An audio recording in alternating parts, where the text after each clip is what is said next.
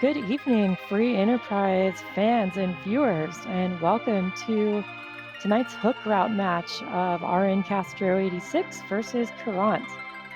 I am Girl Named Captain, and I'm joined on the mic here by PK4787. How you doing, PK? I am doing great. I'm excited for another evening of free enterprise. Uh, it looks like we are reverting back to our 5 objectives, and it looks like a few of them are pointed at a couple of the people on our restream team, I should say. There's Fate Antlion, which I think is mine, and number 4, enjoy all the tasty vanilla. This is a Dathis seed, so remember, always blame Dathis. Hashtag Dathis Vanilla. But this is the opening round, so there's a lot on the line here. A win here means you only need one more win to get through, but losing doesn't mean you're out of it either. So this should be fun. Yeah, how do you feel about? Yeah. Yeah, I'm really excited. We've just had so many great races lately. That everyone should be going back and watching just all of them, and excited to see these runners Fate Antlion tonight. Yeah, trying to avoid spoilers, but if you've missed the last couple days or even the last few hours of free enterprise, there's been a lot to watch. So I'm hoping that whatever we have in store for our runners is going to be something very entertaining. Yeah, for sure. I'm trying to figure out these naming schemes for both our runners, but I'm pretty sure I don't know what they are. Yeah, I was hoping somebody might be able to mention them. I was half drifting off. I was thinking I was going to figure out what it was at some point, but I'm totally lost. I feel like I recognize one or two of the names, but no clue. And of course, Scala, we will try to keep everything hush hush. I personally watch VODs, or I'll even pull up if I miss something on a night. I love going back over the RPG limit break, all of that. I'm hoping we get a chance to see our starting characters and a look at what our actual objectives are here at some point. Yeah, it looks like Caront's going back to that screen now. It looks like we got a Yang start here. And the objectives are complete the sealed cave, complete Tower of Zot, and complete Cave Magnus. So you know what that means, chat. We've got required music. Music is very likely to be on the docket. This is one of those where all 3 happen to be key items. As always, there's Forge, the Excalibur, using the Legend and the Adamant, but none of these are the free, complete Dwarf Castle, complete the Mist Cave, go up Mount Ordeals, those types of things. So they're going to have to find key items to complete every single one of these. Yep, and we've got the absolute power duo as a start here. It's Yang and Dark Knight Cecil. Yeah, 2 characters who need a little bit of work to have value. Fortunately, there are going to be plenty of bonus characters early here, and we also have a very, very fitting key item to start with. That's right, we've got a hook start, so we'll see if either runner can find a Magma key, but a hook seed is certainly on the table and pretty likely here. I'm a big fan of this. This is T Wildish, so the treasure is going to be pretty amazing everywhere, but early hook means at least access to that shop down in Eblin Cave, and there are some very nice items available in these flag sets. Yeah, for sure. Some of the loot that you can find is really nice here. I missed who that character was in Baron N. Sorry about that, if anyone saw. I think it might have been an Edward. I didn't notice that check either. I'm always excited to see who the Mysidia characters are. And it looks like there's a Kane, and there's the Edge. That's always my question in these, particularly when you have something like the hook, is are you going to find Edge? Because Edge makes everything much smoother sailing going forward. Yeah, that really makes this young DKC start hurt a lot less in the early game. You can just pass it off all onto Edge. He'll do the work for you. Yeah, and you can keep the Yang. You certainly might want to keep the Fire Claw. But Edge on the overworld is always going to be your go-to. Typically, you want to stick them right in the center slot, and then you just hold A for a while, and you watch the bosses melt away. Yeah, exactly. And Caront is heading up Mount Hobbs here. Let's see what he finds. It's another Edward. Eddie with a Mom Bomb. That That's is a gonna vanilla be... Mamba, folks. Oh, there it is. First boss check, first piece of vanilla from Dathis. That's also, yeah, a character you don't want in a boss fight you really don't want to take either.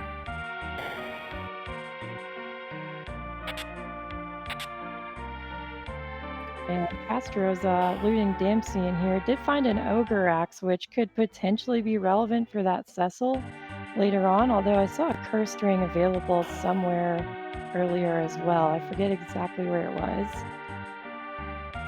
Curse string is really nice. This has been my personal thing to watch out for in this tournament is we have the vanilla agility flag on, which means that as long as Cecil is in your party, he's going to be the one determining the boss speed. But Captain, seeing as we started with the Cecil, what do you think the chances are? Are we going to see an Excalibur? Are we going to see it when everybody gets rid of their Cecils? How long would you keep this guy on your team? I think I would hang on for a little while and see, like, if Antlion gives you one half of the Excalibur, for instance, uh, if it's looking like you might complete that objective, I would definitely hang on to him until I got a sense for that, at least, I think. Yeah. There's definitely a lot of potential value in that Cecil there. Also, if you can find a bonus Cecil, that Curse String and that Excal Cecil, you can just let one of them go wild. And that's a very common strategy that we've been seeing so far throughout the tournament. Exactly. You always want that second Cecil. And we are getting our Antlion play, so they were skipping our fifth fake objective, but the Fate Antlion, probably not recommended at any point throughout racing history. And RNCastro also. Is it 2 sirens so far that we've seen in the seed? I noticed one siren just then. I didn't see the other one. I think Caront might have found one in the Watery Pass. They can very well likely be for sale, and you can steal them with that edge. But it's a very satisfying thing to have, particularly just in your back pocket, whether there are sirens or whether you feel like going up there and stealing them or not. Yeah, it's a lot of security as far as getting your levels go. Particularly if you got easy access to the underground or something like coffins or something to kill those eggs quickly. Of course, we don't know if we're going to have easy access to the underground since we already have the hook. Yeah, I'm very curious if we do find a Magma key, we might not get the namesake hook route dive. But personally, as the commentator, I like seeing some obstacles be put in the runners' ways so that we can, see how they deal with some more difficult opportunities or some more difficult path finding in these seeds. Oh, I'm always hoping for that hook seed. Yeah, and we'll see who's at Antlion here. Looks like it's just the Dark Imps, so not too much of a challenge. Now, Dark Imps can be a rough boss in certain places early because they punch a lot, but that edge one cast and they are down. Yep, that was a simple one.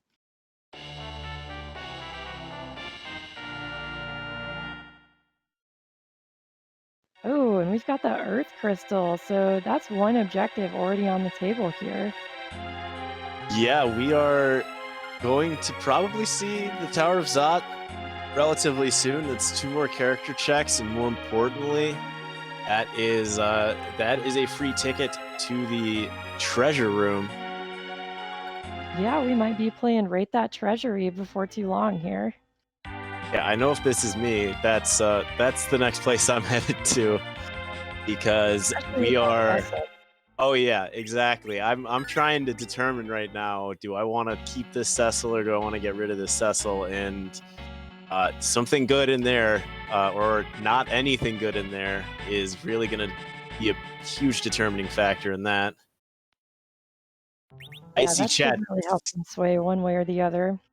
Yeah, I see chat discussing either the likelihood of crystal swords or number of Cecils. As I've said, there is always a crystal sword in the seed if you are willing to go out there and look for it for as long as it takes. But we might have one already here, which would be a huge boon for both of these runners. Yeah, looks like we'll be seeing in just a second as RNCastro is heading into Troya. Gonna check the shops first and then probably go into the treasury. Yeah, and with it, this edge really opens up. You can potentially consider just heading right on up and completing this objective number 3. I was There about to are, say, yeah, yeah, party's relatively strong with that edge. You might just want to go up there. Could be some rude bosses that you can't take quite yet. It's possible, but you might be able to get away with it. yeah, it might be a gamble at this point. I know if this is me running this seed, I'm still hoping to find maybe someone like a Rosa, but in a 1v1 situation, if all I have is the hook as my access underground, I'm probably gonna, go to every single key item location possible before finally diving down that hook route. Oh, and we found a Sylph summon in Troya already. So there was a Rydia. I think Arin Castro didn't pick up the Rydia. But that'll be nice for Caront, who I think did get that Rydia. Rydia's gotten a lot more play in these flags, particularly with the access to the warp glitch. Caront definitely did pick up that Rydia, who is now transforming into 66% of a white mage from that spell learn. Hey, I'd say that was a pretty good treasury. We got a Leviathan, another Sylph, a Dragoon Spear, and a Light Sword, which is no crystal sword, but it'll do. Certainly a step in the right direction. That Dragoon Spear is going to be very, very nice to have. I'm definitely hanging on to that cane for the rest of the seed because a majority of your options with grinding are going to be against some form of a dragon, and that means the cane is going to have a lot of power. Very true. That is potentially easy kills against the eggs in the underground and the gold dragons up on the moon. Yeah, 100%. We've got, well, this is second Eddie. It's not quite second Cecil, but I mean, Eddie throughout these flags, he has one item that might make him worth putting on your team. I don't think he's going to be of much value right now, but he certainly wants to be part of the team. Hey, you say that, but what if this trick gives us the spoon? That's true. The only problem is you got to choose if you want the Eddie, I believe, before you get the key item. So you might have to roll the dice pretty hard on that one. But Spoon Eddie is on. A spoony bard. It would be nice. I might. After that treasury didn't really yield anything great for Cecil. I mean, a light sword is nice, but it's a pretty hard trade-off.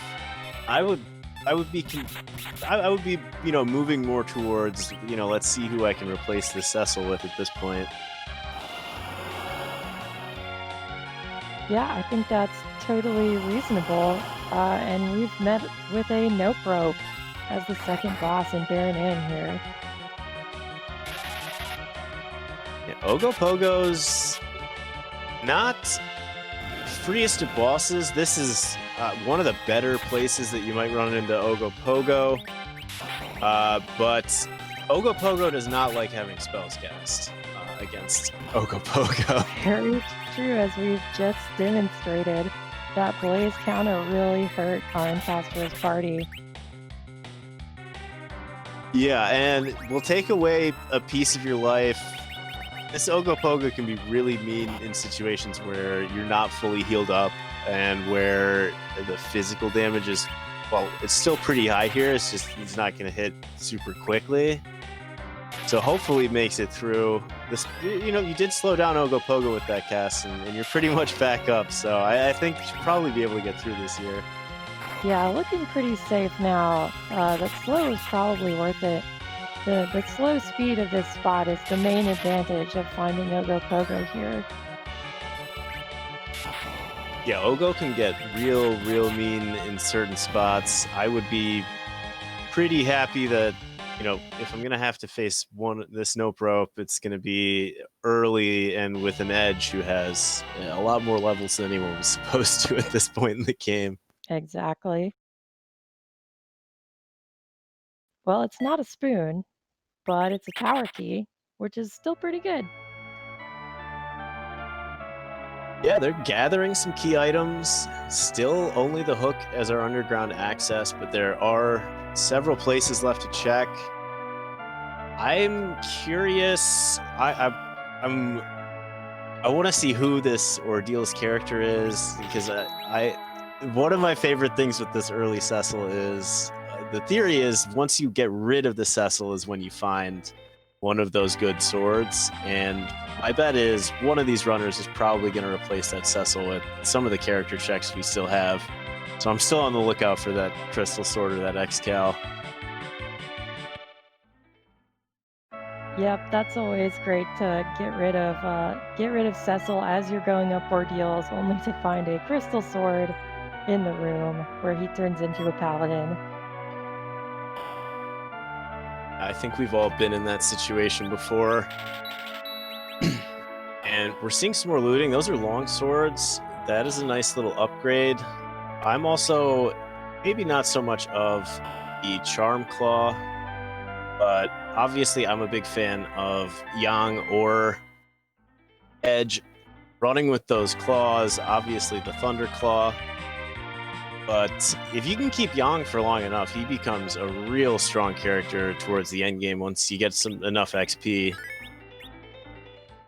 Yeah, very much so. I think Caront did sell an Ice Claw there, which admittedly is less relevant than the Thunder Claw.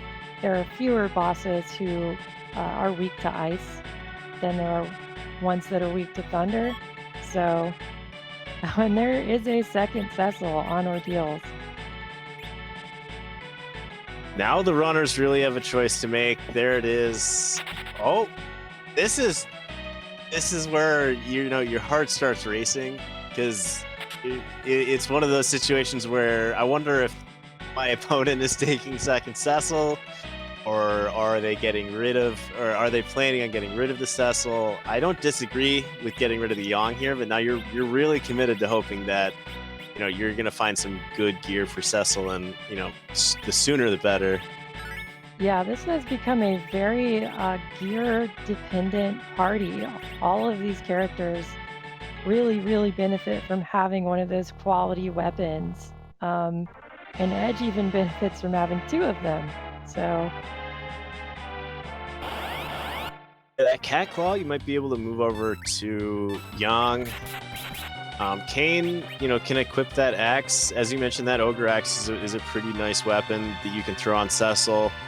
But the other advantage, particularly once, you know, you've upgraded this Cecil, is by far the most valuable defensive character that you can have in these seeds. well, for sure. And even having two of them allows you to do something like use cover strats with one of them and possibly berserk the other one so that it's doing damage. Yeah, Cecil has a lot of utility, but that's a big reason why this vanilla agility flag is on, so that he doesn't turn into the potential game-breaking character that he will be, particularly with these wildish chests that have a much higher chance of really letting Cecil become by far the most powerful character. And this is back-to-back Mylon Z's. He's like, hey, I just saw you on the other side of that bridge. I'm still here on the bridge. He brought his buddies with him this time. Yeah, this elements fight hopefully shouldn't be too big of a deal. This one phase here is going to be really the one where you might run into some cast issues just because of this Fire 2 and this Fire 3. But I think, well, once again, I think Edge is probably good enough to get this run down pretty decently. Probably so. This Ruby phase is always so scary, though. You know, he swaps between Fire 2, Fire 3, and then a multi-target glare, which can be really strong. But it looks like that phase is over and we're on to Kainatsu, who's much less threatening in this form than he is in his actual fight. And speaking of even less threatening, Balbalis is a 10th of her usual self in this final form of the Elements fight, whereas usually she's the most terrifying, one of the most terrifying bosses to run into. Here she's weak to just about everything, and by this point you're already getting your damage out, so she just kind of comes by to say hi, or Elements gets kicked to the curb. Hop and then by again right away. And I do like this play from Caront, and I do love when the runners kind of split off and make different checks. So we're going to get to see, these are 2 more characters. This is another potential key item. And this is, yeah, Captain, as you said, I think there are a few bosses here that you might run into trouble with, but the Edge is a pretty decent character to feel comfortable going up here. Yeah, Edge is certainly going to be able to carry a lot of this Tower of Zot check. And looks like just a ribbon in the mirror room on top of Ordeals. Really great defensive item, especially against enemies like Evil Wall or Golbez, but not a key item. Oh, speaking of... I'm so sorry, RNCastro, I cursed you. Oh, wishing you could inventory real quick there. This Golbez can be annoying here. It's not a fast fight when you're usually typically just ready to hold A and get through this one. Yeah, this is a really speedy fight most of the time, and now you gotta sit through all of this Golbez dialogue, ha ha ha, and everything else. Yeah, and it's a really slow spot typically, so you know, you're just sort of impatiently tapping on the table waiting for all of this to get done.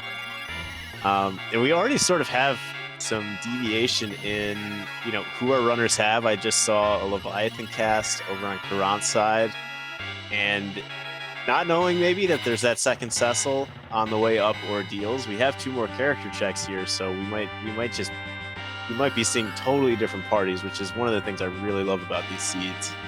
Yeah, that has been great. The ability for runners to split off and check different objectives, get to go mode in totally different ways with totally different parties, and still have a competitive race that ends up really close. Yeah, and Castro did get a Starville off there, so this will be free. I'm pretty sure it wouldn't have caused too much damage, but you can never be too safe with Golbez, particularly when you're at level 1. Oh, we are getting the Dancing Cecil. I do like to see that. Very nice, Castro. He just turned into a paladin. He's happy. And over on Caront's side, we've got yet another Mylon, so that knocks out every single version of Mylon that we could have seen. Yeah, DJ Mylon, Mylon Z, Elements Mylon, they've all made their appearances early on. And we're also getting the little scene Swag Chocobo cast as well from Caront.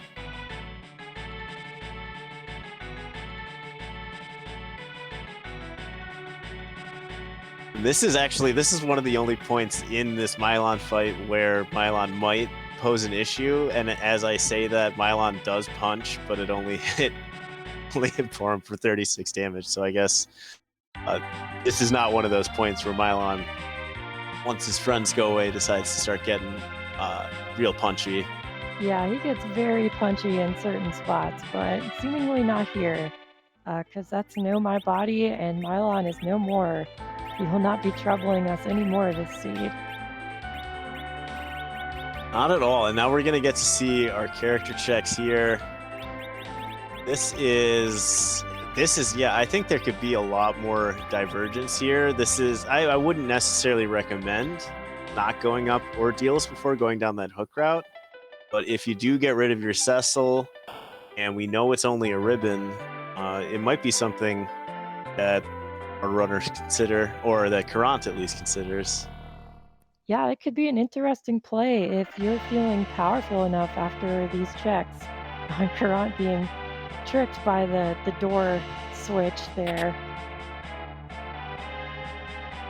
Well, and that is Quack Kid. That is also going to be King and Queen Eblin replacing Golbez, replacing Dark Knight Cecil, who is still at large. So that's going to be one free fight at Dwarf. And we do have the warp glitch turned on. We do have the Rydia, but maybe Captain, you can run us quickly through what that warp glitch actually means. Yeah, sure thing. So after you complete the Dwarf Castle checks, if you have a member of your party who can cast the warp spell, once you get back outside into the throne room, you just cast that spell. And due to a number of technical things about how the game handles exits, you actually go and check the sealed cave key item location without having to get the Luca key and go through the cave.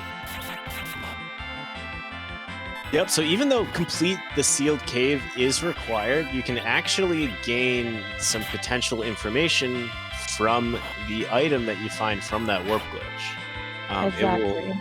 It will contribute to, potentially your 10 key items, but if it's the darkness crystal, then you would know that the Luca key has to be somewhere on the overworld that you have access to. If it's the Baron key, then it can't be in Baron Castle. So while we might still see our runners make that very long run down, it might allow you to eliminate a couple possibilities. Yeah, very true. That warp glitch check is considered to be out of logic, so you always have to keep that in mind. And it looked like a ninja sword. There's another cursed ring. Castro took that flame dog chest. The crystal sword is still at large. That's my guess as to why Castro went fishing in there. Yeah, agreed on that. And we've got, I'm sure that's not exactly what Caront wanted to see, a second copy of Leviathan from this Tower of Thought check. Yeah, it's some good money, but it's similar to finding that ribbon. You put some time into that check, and you were hoping for something that might at least give you a further direction besides that hook route, and we're getting none of it thus far. So, well done, Dathis. Yeah, the hook seed is looking likelier and likelier.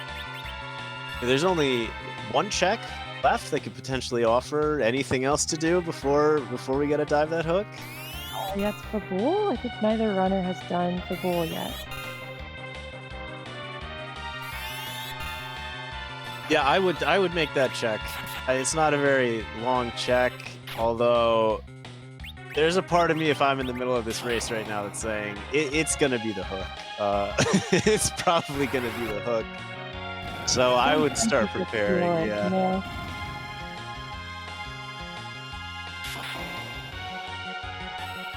That's fair. Rivers hasn't been around much this tournament, but there's another curse ring. They're everywhere. The fade hook, or the fade Fabul with an edge in your center slot, I think makes a little less sense than potentially gaining that XP, potentially getting down there, and there's no pan or anything in sight. I mean, it's at least a check that I would make here. Yeah, I would not be surprised if we saw both runners head over to Fabul real quick before heading down that hook route. It should be a pretty fast fight for Caront here in the Baron Inn. Definitely. Caront also hasn't done this Mount Ordeals check and did pass on, I believe, there was a Palom at the top of the tower. Doesn't learn Warp quite as quickly, but right now Castro doesn't have anyone who can cast Warp, so we might get another change-up in the party.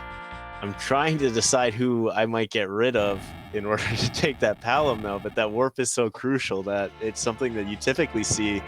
You know, you're going to have a Black Mage, at least up until getting through that 12th castle. Yeah, I could even see getting rid of this Forum. It would be an interesting play, but your party would just be complete pure offense. A bunch of Zerkers and a Black Mage. Yeah, it wouldn't be a bad play. This is part of the issue with carrying around a Cecil in a second Cecil is you start eyeing everyone else in your team. Edge you really want to keep. Kane you have some pretty good gear for, and that Dragoon Spear is really nice, so it's tough to justify letting go of Kane, and that only leaves you with the twin sister.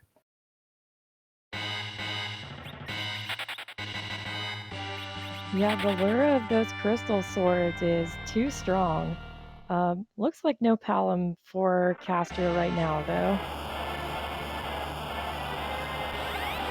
Well, it's also, you know, it's a possibility that Castro is saying, I already have to do Sealed Cave. It's required.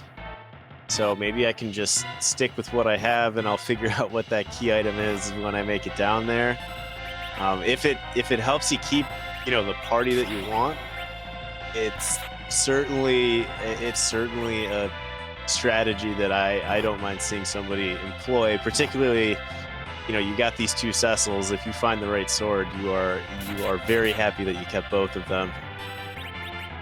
Yeah, and it's always a little scary to get rid of your only white mage. Of course, there's always like Cure 3s and other items. Someone can be on chemist duty, but you know, it's nice to have the comfort and security of a white mage who can cast Blink and Zerk and all of those other good spells.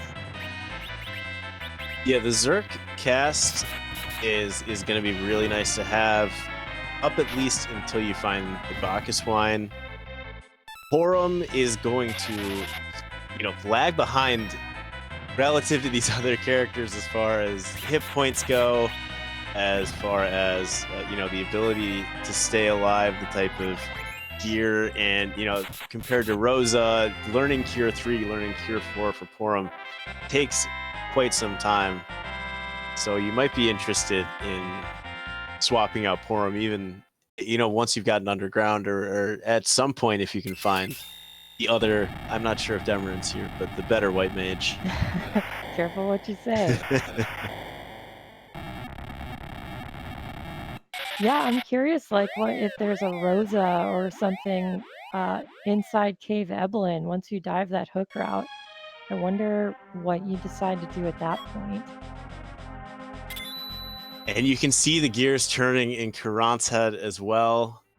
This is, you know, it's really hard to get rid of anybody here. Deciding on the Kane, honestly, you know, that would have been the same decision even with that Dragoon Spear where I Castro up there on the Tower of Zot. That would have been maybe the one character who I would have been, you know, even with the Dragoon Spear, willing to let go of, because you're pretty set on having two Cecils at this point. It looks like they both are. So this means that the chances of finding good swords is drastically decreasing as we move forward. Yeah, and Castro is opting to make these checks probably for a hidden demist, but only finds a CPU inside Myth's Cave, which is pretty nice. You don't generally want to fight CPU like ever. No, CPU, knowing that we're probably looking at a hook route as well, CPU in that Rubicante spot is not difficult necessarily. It's just one of the slowest fights that you're going to run up against. So Yeah, probably good to have out. So long. And Castro might not have taken that Rydia, but selling off all of these summons is going to net you a good amount of gold to spend. I know when I was running these group seeds, I would keep Iridia for warp, but I would also not even use the Bahamut in certain situations just because I was like, this is gonna buy me some ninja swords later. This is cool to have, but I just want you for warp right now, and then we'll see if you're still on the team after we're done with Dwarf Castle. Yeah, it can take a big confluence of factors to really make Rydia shine. When she's doing great, like she's doing great, don't get me wrong. But she's pretty dependent on the things that you find for her. Yeah, as far as her black magic goes, you definitely need some gear to keep her on par with Palom and Sir not appearing in this entire tournament. Oh, and there's an evil wall at Fabul, so that's another potentially extremely rude hook route boss off the table there. Yeah, once again, a tough boss in an easy location is very, very nice to see.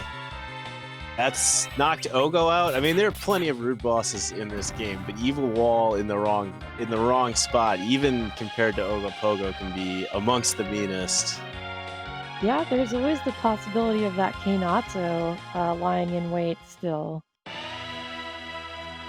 That is a personal favorite, not only because it allows the Thunderclaw to shine, but at low levels and that many hit points, you really have to be technical to get through a Kainatsu down there.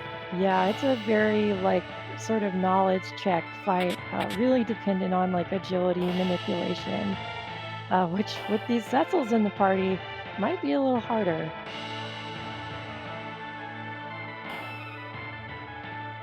Yeah, Cecil, this vanilla agility, you can keep this Cecil down all game, but Cecil's base agility at level 1 is 13. They do have curse strings, you can drop it down to 1, but just a 600 hit point Cecil taking up a spot, you typically want to give, that Cecil the opportunity to throw himself in front of attacks or, even swing a sword at some point. So I preferred, to give that Cecil levels if I could. Yeah, agreed on that. Looks like we've got the rat tail came from Fabul, and Caster are checking that right now. And getting a pass, which is, it's not a magma key, but you love to see a pass. Yeah, you don't have to worry about running all the way back down the moon route if you do end up looking for key items on the moon, because all 4 of these objectives are going to take place on this planet we're already on. So if you did end up picking up the last piece of Go mode on the moon without the pass, you'd have to leave the moon, finish whatever that was, and then just run right back to where you came from. Yeah, that pass really saves a lot of time and gives us the potential for a totally non-moon required seed. We might not be going up there at all tonight. Yeah, certainly a possibility on the table. It does, however, confirm that we are headed down the hook route. So this has the potential to, I mean, some mean hooks have slowed just about anybody down. And some free hooks sometimes make you think, well, I wish I would have done this a little bit sooner. And these are some nice items in the shop here as well. Yeah, these hourglasses, the mute bells too, both really nice items to find. Yeah, the hourglasses are going to let you grind. The mute bells are going to let you grind as well up on the moon. And any chance or any time we run into a free boss now, you don't even have to worry about, the dark imps getting all punchy on you, because you can just stop them right there dead in their tracks.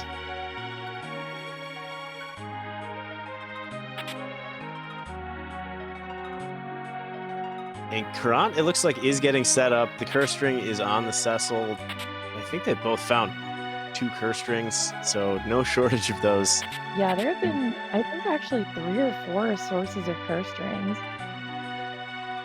That's really always something that you want. That makes me rest a little more easily the longer I'm keeping these 2 Cecils, is that I'm not overly concerned that this Rubicante spot is going to be moving 5 times faster than I'm used to it. Ooh, and that is a lunar sparkle there as the boss of the hook route. And a Yang, which I'm not sure anyone is going to be interested in taking at this point. No, if you didn't already with the previous Yang, I always recommend taking that Fire Claw. But other than that, I'm more intrigued by the Lunar Sparkle. We know it can't be Wyvern. Yeah, no Wyvern, no Ogopogo. So we've got D-Lunars, Pale Dim, and Plague left on the table. I mean, personally, I would like to see the D-Lunars. If I'm RNCastro right now, that would be the last thing I would want to see, as I don't have a great magic right now. But the D-Lunars are they're a fun fight. There are a couple strategies to get through them. It would be very entertaining to see. Yeah, I think everyone would love to see some Lunar Frog strats tonight. Lunar Frog, yeah, wow. Lunar Frogs would be great to see. That Dragoon Spear on Kane would actually make Pale Dim pretty laughable as well. Yeah, Pale Dim would not be too bad with having a dragon weakness targeting item already. Gonna be doing lots of damage to him. Yeah, and Plague with those curse strings is just going to make that fight entirely free. If you have anyone that you've cast Berserk on whose agility is 2.5 times greater than your agility anchor, all you have to do is cast Berserk on that character, and because Final Fantasy is a perfect game, the Plague cast will just never go away. Exactly. This was all foreseen by the developers of this game in 1991, trust me. Yeah. It's not a glitch. It's not a glitch, just like this isn't a glitch. Yeah, sometimes I forget that the life glitch even is a glitch, to be honest. Yeah, it's so ingrained in the game that you forget that, technically you're reviving a dead enemy who just immediately dies again, and you get just double the experience for whatever reason. Whoever first discovered this, had to have felt very proud about this, and or had to have accidentally been casting a life potion on one of their enemies.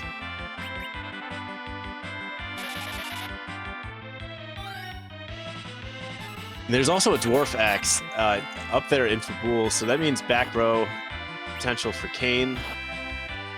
Although... Yeah, very true. Did they both keep the Kane? I think they both have the Kane. I think Kane is on both parties, yeah. Okay. And this is my favorite part about keeping 2 Cecils and not having found a good sword for Cecil.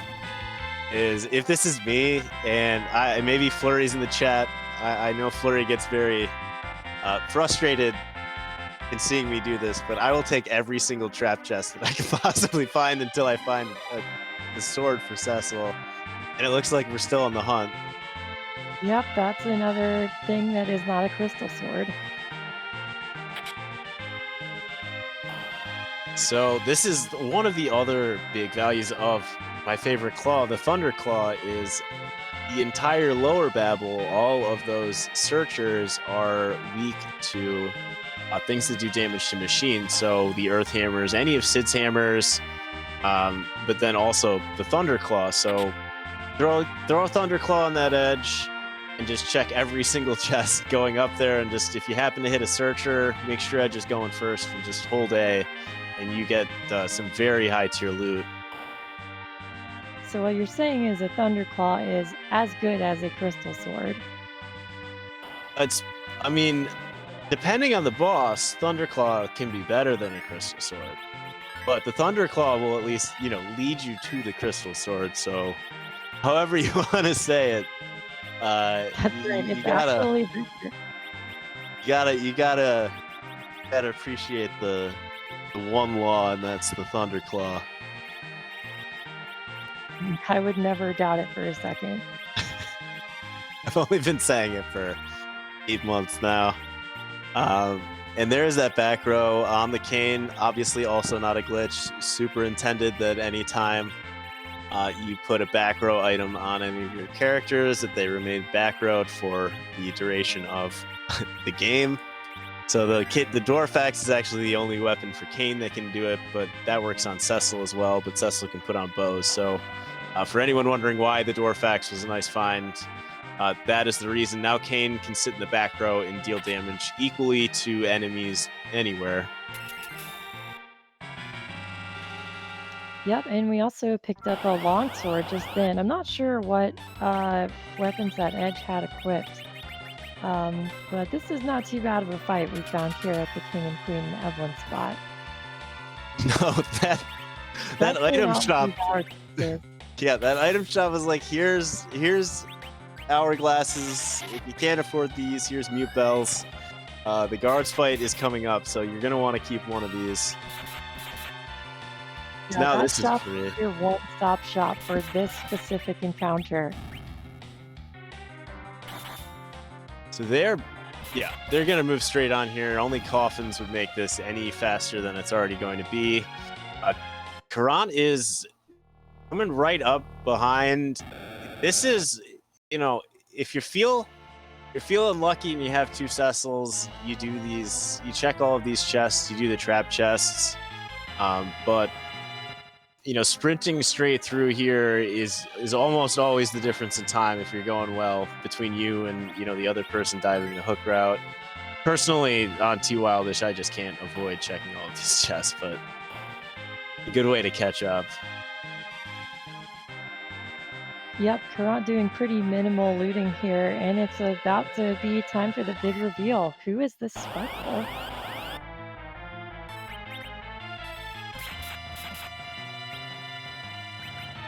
Oh, Deathus, come on.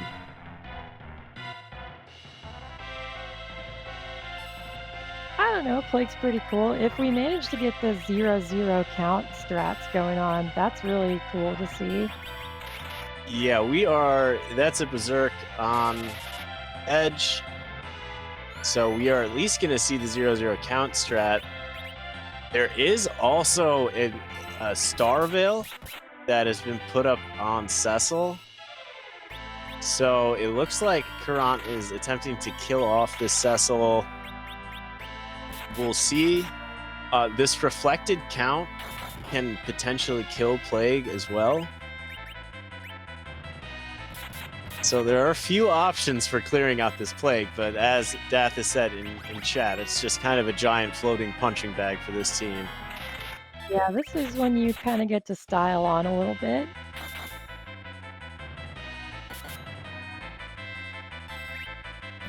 That was actually a really interesting strat that when I first started learning this game, the fact that if you can get a turn off before Plague casts count and you get a Star Veil up, Plague will just continue casting count over and over and over again until the Star Veil wears off, because it checks and it sees that count isn't being cast on somebody and just keeps trying to do it and keeps resetting the counter for everybody on the party. Yeah, Plague does not have the most sophisticated AI in existence, we'll say that. Just kind of floats there. Not sure if Castro is totally aware or maybe isn't sure if everyone's at RA1. I kind of want to see the damage that this Dragoon Spear would put out, because Plague is a floaty guy, and spears happen to do bonus damage to floaty guys.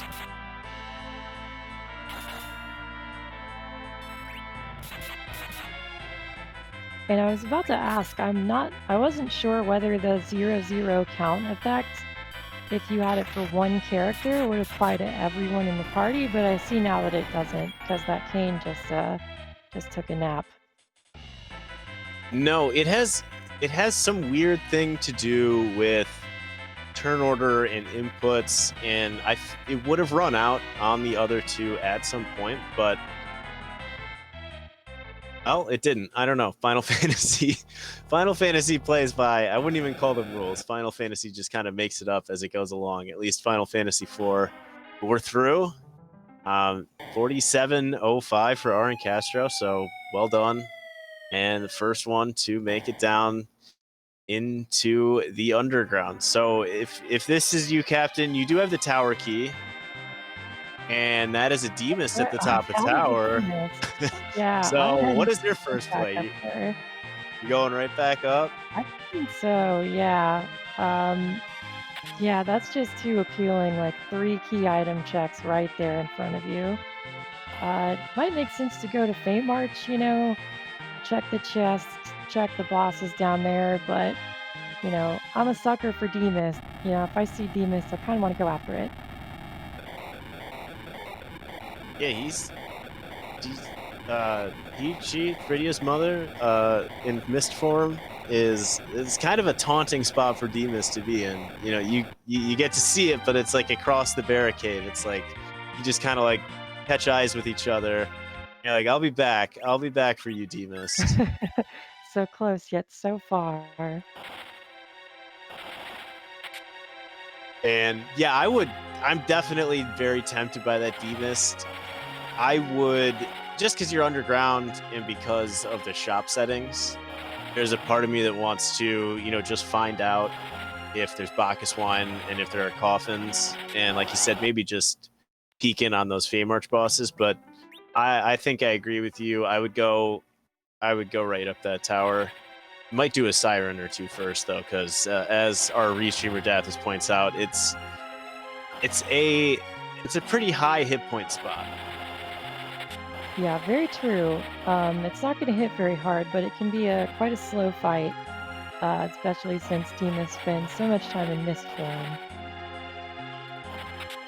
Yeah, I'm also enticed to go up the tower because I would be fishing for a crystal sword and not another cursed ring. Wow. Where are these when I run races? Every time I play a race, I search every shop, I clear everything, and I can't find one. And apparently they've just all been hovering around Dathis waiting for this particular seed to show up in all these different chests. This is a highly cursed seed. Yeah, got one for every finger, I think, for that Anchor Cecil. Yeah, you think 1 agility is good. Let's go to -45 agility. Well, Final Fantasy IV already has issues with its own nips. I would be interested to see what happens. It's funny you can't go negative, but if you go negative, it puts you at 1. But then you can get to 0 if you're at any number that if you're 15 and you're going -15, you'll be at 0. But any other number rounds to run. And yeah, go ahead. I just saw that. That is a darkness crystal from the free chest in Fey March. So yeah, great example of why you check your freebies there. Darkness crystal from up here in the booth, I love to see that. If this is me in this race right now, I just gulped, and just went, oh boy, because basically Luca key, outside of maybe the Baron key, you have every single everywhere to look to find these 2 key items or 4 key items, depending on if you forge. But you now have everywhere. You have the tower key, you have Dwarf Castle, you've done Earth, you have all of the moon, and you are on just a key item hunt with everywhere to go. Yep, and you have a pass additionally. So that is a real decision point of like, do you want to make those moon checks and go up there? Because you could avoid it feasibly. You could go no moon at all. One of the frightening things about having things like complete Cave Magnus is the Twin Harp itself could be blocking everything that you need to finish the seed, and the Twin Harp could be on the moon with the with the Baron key, which has the Luca key. So one correct check will put you way ahead. Or you could do what I did in almost all of my practice for these, which is clear everything besides that one location, and then you know, by just process of elimination, figure out where your go mode was. And Castro is electing to attempt these dolls here. Yeah, with hourglasses, definitely not going to be too difficult. They will be fairly punchy, I think. Oh, actually, that did not hurt very much at all. Forget what I said.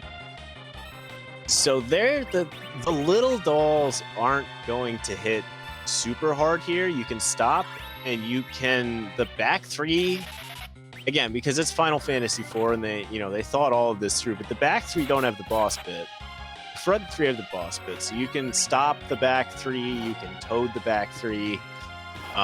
But God forbid you leave only one color up, because then they run away and get their big frightening looking doll brother, who if that doll shows up is gonna punch real hard. Yeah, they're gonna be in trouble if the big doll shows up here. So this is an interesting play. If with these Zerkers, if your RNG works out well and you hit the right ones, I would not call that RNG working out. No, certainly hasn't yet, but it still might. They are stopped, so this might not be a huge deal. Everything about this fight terrifies me, just because just seeing the big doll, and I've had some real bad experiences where I can't kill the big doll fast enough, and then it turns back into the little dolls, and then I can't kill the little dolls fast enough, and it turns back into the big doll. But with the stop, and actually having killed off the non-stop dolls first, is Castro's now right through this, so well done. Yeah, that worked out. And meanwhile, Caront did successfully. So if anyone's watching and you want to see what this whole Starvale thing I was talking about was, Caront successfully got off 2 Starvales on Porum and on the Rydia. So you'll see they don't have a count. Plague keeps reflecting counts back onto Plague and resetting the count on the other 3 members of the party. So that's how that looks. There's an even more advanced strat where when Plague reflects count back onto Plague, you can actually get Plague to run out the count on himself and will actually die from his own count. But I've never really understood how that works. So the Starvales is usually as far as I get on that one. Yeah, there are some very strange aspects to that count working on Plague itself. I've tried to do that a couple of times and never found it to work out. You sit there forever and it just never dies. Also, hello to RPG Limit Break. Thanks for raiding. Welcome to this race between RNCastro and Caront. Right now, this is Hook Seed. RNCastro is through and checking the Fey March right now, and Caront is looking like he's just about to get through the Hook route himself. Yep, so we've only had the Fey March check from Castro. We do know that D-Mist is up at the top of Lower Babel, and the Darkness Crystal is in the free Fey March chest, so very soon both of these runners are going to have basically everywhere to look for the Harp, the Luca Key, and the Legend in the Adamant, in case Forge is where they end up going. Yeah, this is a bit of an intimidating seed in terms of the decisions you have to make with your routing. Also, I'll note required music in this seed, so look forward to that. Yeah, I'm very excited. I am hoping that RNCastro doesn't let that Dragoon Spear Cane kill off both of the D-Lunars before, because I believe I saw them throw out a Starvale, and I'm hoping we can get my favorite little meme here. Yeah, Starvales came out. Edge is doing some work with these flames as well, but I think we might be about to see some lunar frogs here. Hey, there it is. Only got one of them. Some lunar frogs, some regular frogs. But this is relatively safe from here on out. you can tell that Castro must have found some Dragoon armor somewhere, because even the punches from these D-Lunars is really not doing anything. My priority right now is getting Kane back out of frog form and zerked up, because that Dragoon Spear is going to deal just tremendous amounts of damage here. Yeah, that Kane is going to be able to finish this fight, and those fires are still somewhat of a threat. Should be pretty manageable, I say, as the D-Lunar punches Cecil for 1,000 damage. That Porum, unless we end up getting hit by multiple flames here, is going to be able to remain safe. I'm not sure what gear that Porum has, but Porum is just laughing. She's wearing that ribbon that was. Oh, that's right. Yeah. So Dapis says tiara. Yeah, there was a tiara in Fey March as well. Oh, and just when he turned him away from the toad. Oh no! The toad life. I believe, and maybe someone in chat can correct me if I have this backwards or forwards, but I think if you only get one of the two of them frogged, you can physical attack, I believe, the one that's frogged, and they'll start casting viruses on each other as well. Yeah, I think it doesn't matter who you attack, it just throws their whole, reflect off of each other's script off. Yeah, Antidale's saying, I think it's punch the frog, because whoever you punch is the one who casts the walls. And that's why the walls never go up. Yeah. Okay, that makes sense. Because I've gotten it wrong, and then I was afraid to do it for a while, because I was like, I thought this was free. If you get it wrong, for sure. Yeah, the viruses hit pretty hard. Fortunately, that adorable little frog can't do any sort of magic casting anymore, though. Oh, look at this poor little guy. Oh, and it looks like we had a job dwarf check from Caront. We had a plastic surgeon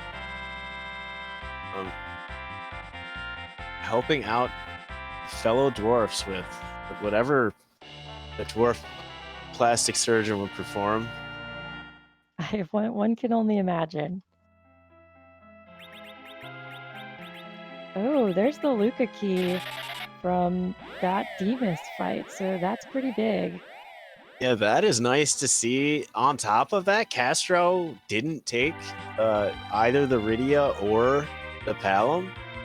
So, hashtag never punished for not having to do the warp glitch. You can just, you get to knock that objective out the old-fashioned way. And you get to get the key item the old-fashioned way, I guess. So we'll see. Caront is now going to pick up that Darkness Crystal. And it's up to him to, do you do these Fey March fights? Good on Castro for getting value out of the Fey March fights. We were discussing this earlier, but I was for a long time in the I've never gotten anything good out of the Fey March, and now the Fey March is just giving away some very valuable required items here. Yeah, this could potentially be quite a dangerous Fey March to turn into a Fade March. Yeah, the Darkness Crystal mixed with the Warp Glitch means, outside of finding the Luca key isn't going to technically stop you from being able to, complete anything else in the game. So you do technically have that going for you. But at the same time, I think we could all agree that you would just prefer to knock that objective out instead of doing everything else while your opponent found that. Yeah, exactly. It could be a pretty big advantage for Castro. We're also, I'll note, narrowing down on these lunar sparkles. We've just got, I think, Pale Dim and the big one, Wyvern, left. We've seen quite a few sparkles. The Wyvern, I love to see in one of those places where it takes a little bit of walking to get back to, because that whoop surprise Wyvern is, again, from a commentator's perspective, is always fun to see. Not when I'm running these races. Yeah, and a that wyvern in this sealed cave would be a very bad time. Yeah, the agility anchoring fortunately is okay, but Wyvern Steel Cave, you're probably just too shell shocked to get enough Starveils off to at least in the first try get through it. That's a nice piece of gear too. Yeah, that power shirt's a big damage output boost. Yep, and we see Caront is going to give us some new information over on the right side. Sheila 1, we'll see if the adage of check your freebies pays out. And as I said, he did take off from that Fey March, but that is exactly what I would have done in that situation, if I'm being honest. I've got 2 checks at Dwarf for free. We have Demist up at the top of tower, and the tower key, and the Sheila 1 check, and the Darkness Crystal. So there are plenty of places to pick up the rest of these key items that you need.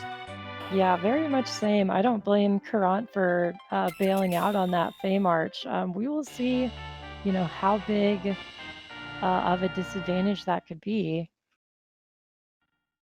Oh, it looks like it might be a bit of one. There's a pan, which is a couple more checks for Castro. Although, of course, Caront will have access to that pan with the warp glitch. Yeah, the disadvantage is you're not going to light up that number 2 button, or Commander Leonhardt, our tracker, won't be able to push that number 2 button for Caront if they do the warp glitch.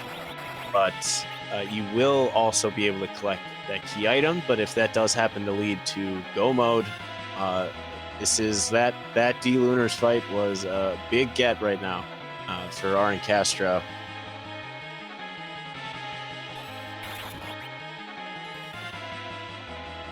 Yep, and Castro dealing with this Dr. Luge, as we like to refer to him, Dr. Dialogue, because he's a chatty guy. Not going to be too threatening here. Yeah, if there's any boss that you don't mind, having to sit through dialogue, it's Luge in a spot where you might run into a real rude boss. I would definitely be okay with some monologuing from Luge if it meant I didn't just take a mega nuke to the face instead. That's true. A wipe is generally a lot slower than sitting through now the real fight. And if anybody who has joined us in the raid has noticed, we're also playing the game Where Are the Crystal Swords? We have already been into the Troya Treasury. There were no crystal swords there. We've seen a few trap chests, but we have 4 Cecils between 2 runners and 1 light sword apiece. So we are still on the hunt for some swords, and I'm really hoping that this is what Caront's play is going to be here. Might just be going to steal sirens, but if anyone knows me, they know I love just clearing all of these if what I'm looking for is a masher for Cecil. Yeah, Caront is scouting for something here. We'll see what he ends up doing. Antidale, that's not a question. There's always a crystal sword. It's only a question of, are you going to continue searching for the crystal sword, or are you going to give up searching for the crystal sword? And it's typically right around here, if I don't find a crystal sword, that I give up looking for it. It doesn't mean it's not there.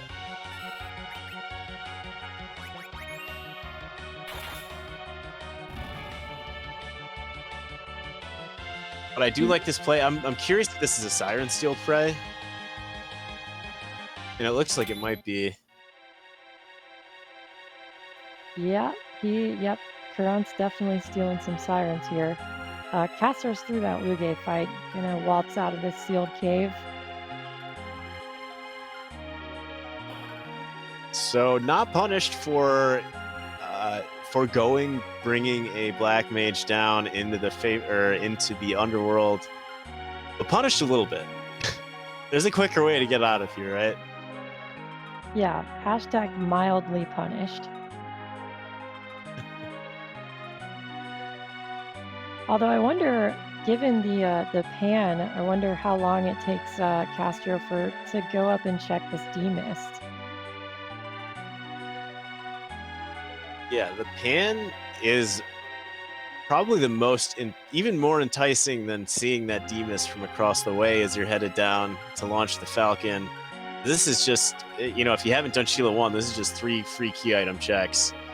So that's definitely where my head is at right now. Yeah, something like I guess like a Baron key would be just about the only option at this point for a big rabbit hole to come from this pan. That's fairly unlikely to happen, but it is feasible. Yeah, definitely. That's one of the interesting things about having this 2 through 4 being all complete key items that aren't turn-in rat tail, turn-in pink tail. You're not going to get as many rabbit holes. Earth Crystal could have potentially been a rabbit hole, but we're through that. So it's really like you said, Captain. If it's not behind something like the Baron key, it's going to be one of all of these checks that we still have available.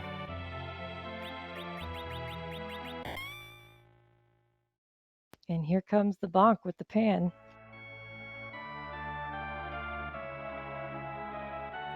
First you kick Yang out of your party twice, then you go in here when he's trying to sleep, you hit him with the pan. It's really disrespectful. I always feel it's the most disrespectful when you go up and you tell Sheila that her husband's asleep in the Fey March when he's actually just right there in your party helping you save the world. It's like he's down there in the Fey March. This isn't your husband. This isn't Yang. This is his identical twin brother, Yang. Well, with silly names, to be fair, it probably isn't Yang. Good point. There's also the prevailing theory that Sheila actually gives you better items if you have Yang in your party. And while that might just be superstition, it certainly has come true on a lot of occasions. It sounds highly scientific, if you ask me. It is. I think the argument there is that Sheila's actually happy to be rid of Yang, and she's just trying to make a good show of it. Oh, and that's also not a crystal sword. No, it isn't. We've already turned in the rat tail, right? That didn't give us something. I believe we have, yeah. I forget what was at the rat tail. It was just an item, I think. Yep. And as we saw, Caront has this Rydia with some very, with the Leviathan summon. It's a great summon. It's very powerful, but for whatever reason, the alerts really, really don't care what your magic power is. That Leviathan only did about 200 damage.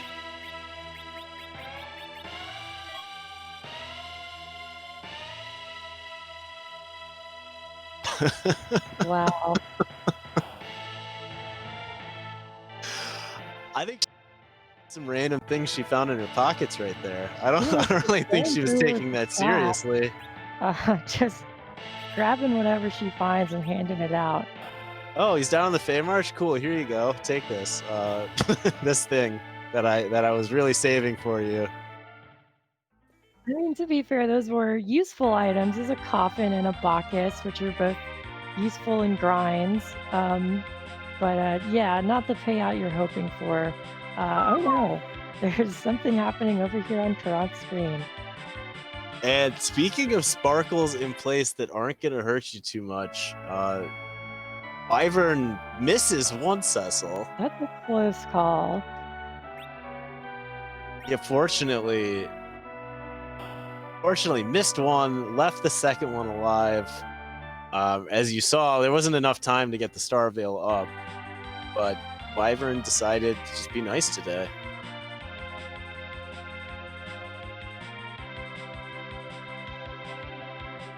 Yep, that is that Wyvern being off the table is really nice. Yeah, and now my curiosity is definitely on Caront and this Threemus check. Also, this Threemus fight, there are a few strategies. The Leviathan summon's going to come come in handy here as a way to deal damage. even if he had an X-Cal on that Cecil, he unfortunately doesn't do all that much to this D-Mist because, the first boss you encounter is resistant to Holy for some reason. Very true. Although the Leviathan summon may be a little frustrating because it is a pretty slow cast.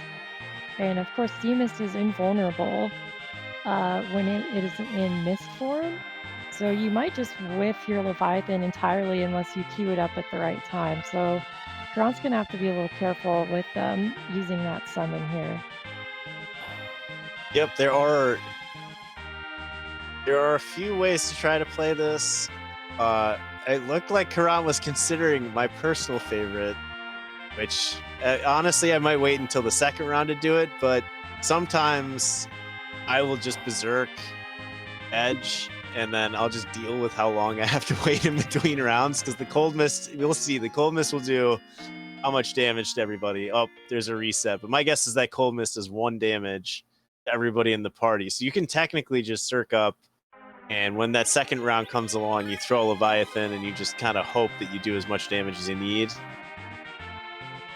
But I'm not sure that's actually a good strategy. It's just it's what I've evolved out of the frustration of waiting for Demas to turn back. It ain't good, but it's the one I got. Yeah, exactly. And we have a lineup here with our 2 runners. Yep, we are synced up checking this D-Mist. So for anyone who missed it, objective number 2, complete the sealed cave, was the reward for doing the D-Lunars in the Asura spot. And the actual Luca item was the pan, and that led to nothing. So we are now basically once again back, open world, everything available to either find both pieces of the sword or that twin harp, which I know I personally am hoping that music is going to be the thing that closes down this seed.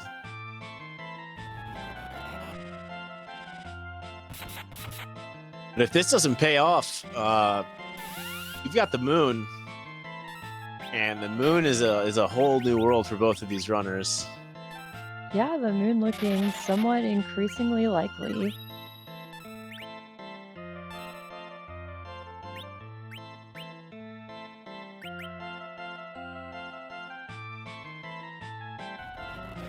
But we're not quite there yet.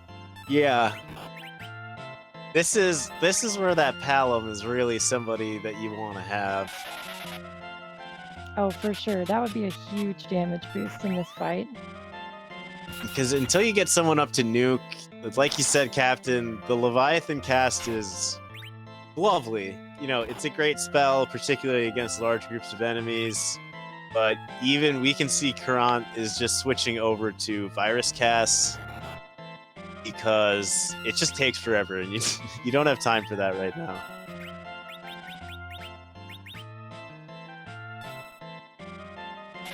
Yeah, Rydia hitting for about 1.5 thousand without virus, so, it's not amazing, but it should get the job done. Yeah, this is really all this Demas fight is, trying to do as much damage as you can in quick spurts, and then trying not to do damage for periods of time, unless, of course, as Nom de Plum put it, the coffee break strat of just circling up, and then you have a few minutes to just do whatever you want, and hopefully by the time you make it back, Demas has gone down, because really that's as close to a strategy as you can employ, besides, just pushing A when it's time to push A and waiting when it's time to wait. And Castro's breaking out this Grimoire, probably hoping to high roll on a Bahamut or something. Just get the Shiva, a little bit underwhelming. Yeah, and as we watch these 2 runners take on this exact same fight at their fastest possible rate, which is, as fast as anyone could do it, which is not very fast. Once again, Commander Leonhardt, who is doing the tracking for us, a big shout out to Commander Leonhardt, and Dathis, my friend in Rolling Vanilla Crime is doing our restream duties. You did, if you got here late, there was vanilla, but I'm not going to tell you what it was.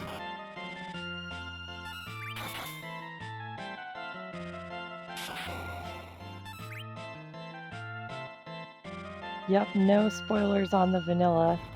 And yeah, huge shout outs to both Dathis and Lillian Hart for keeping us running behind the scenes here, bringing this pretty entertaining race to all of you out there tonight. Yeah, except for this part right here. This part's not the height of entertainment. This is pretty redundant here. Right when we saw that across the way as we finished the hook route, Dathis in chat said, "This is going to be free, but it's going to be a long fight." And that's a pretty accurate statement about this demist. There's no good way to do this damage in bursts, particularly with the parties that both of these runners have. So we got our brief hold, but this is going to give us a fair amount of information, because once we're through this, we saw the Wyvern at the tower key, but then there's Dwarf, and then we got to go to the moon if we don't pull anything out of these checks. Yeah, RNCastro is through, and that's something. Hey, that's something. That's an adamant rock, which is half of one objective. So I would say overall, probably worth the wait. Yeah, for sure.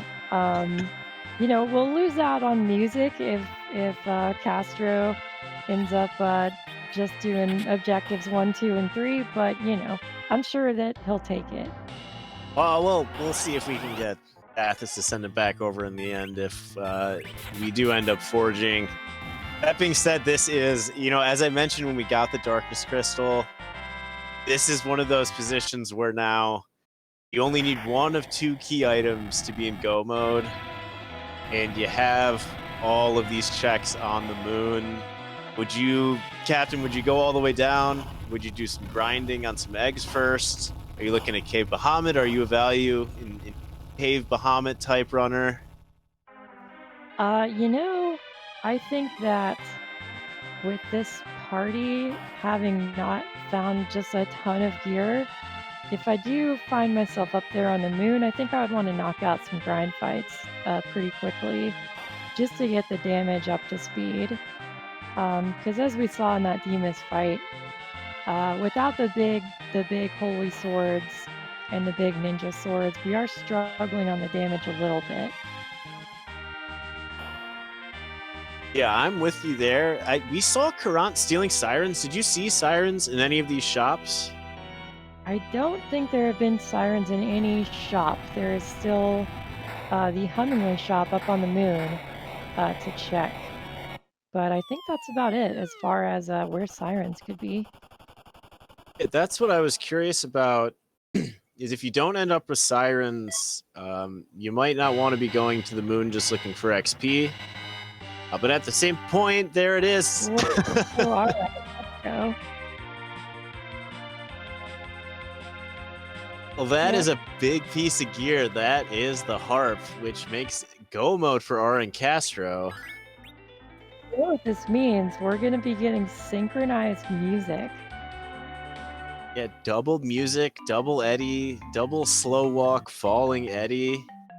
And we do have the RPG Limit Break squad over here. They probably maybe heard this spiel once or twice. But Captain, maybe you can give a brief explanation as to the importance of this harp that we just found. I would be delighted. Well, in the vanilla game, when you go and complete this Cave Magnus check, Eddie steps in and heroically saves the party by playing a song on his harp that frees them from the magnetic spell and allows them to defeat the Dark Elf. But in Free Enterprise, Eddie plays a different song. So we've randomized Eddie's harp song to be mostly any sort of video game music, like RPG music. There's so many, with new ones being added by our now music programmer, Calm Lamity. So yeah, it's a fan favorite check. We get to hear a cool song, and it's gonna come up pretty soon here. Yeah, we just need this Dark Elf to knock out Porum, and we'll get some tunes from our Spoony Bee, who had a couple of chances to appear in this seed, but now gets to steal the spotlight, at least for a few moments.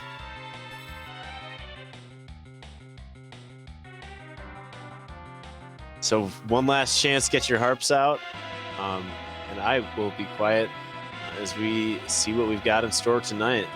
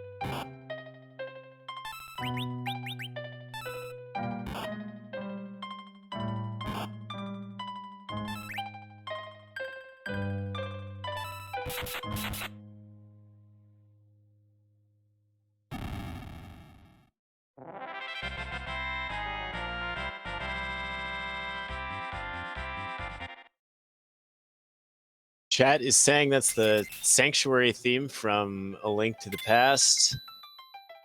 I didn't recognize the song, but it was very pretty, if not the most upbeat of songs. And there's, well, we're in go mode. That's actually probably not the worst thing to see if you're Castro right there.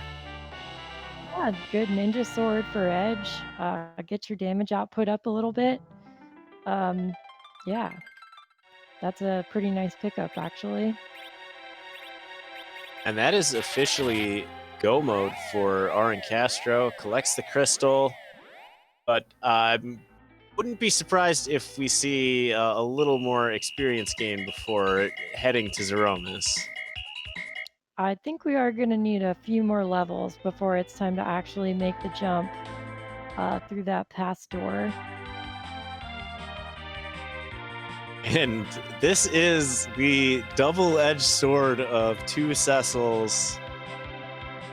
We, have carried these two Cecils through the seed with the expectation that one of them, is eventually going to be putting out 3,000-4,000 damage a swing. And now you got these two guys, and they're just kind of freebooting on the side now. Yeah, one of them's got a light sword, and one of them's mostly lying on the ground. We're just about out of trap chests, and we're just about out of hope for that big crystal sword. So I think we're going to see Caront steal probably quite a few Sirens. That Porum is at 800 hit points, and that's not going to cut it for this Threemus fight. So there's some chance, there's some time for Caront here to catch up.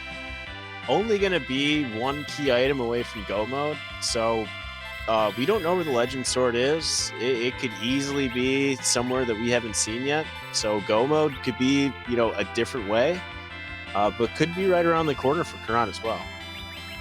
Very true. Caront could also decide to head back down into the Fame Arch and knock out that D-Lunar fight, which would also give him the keys to go mode.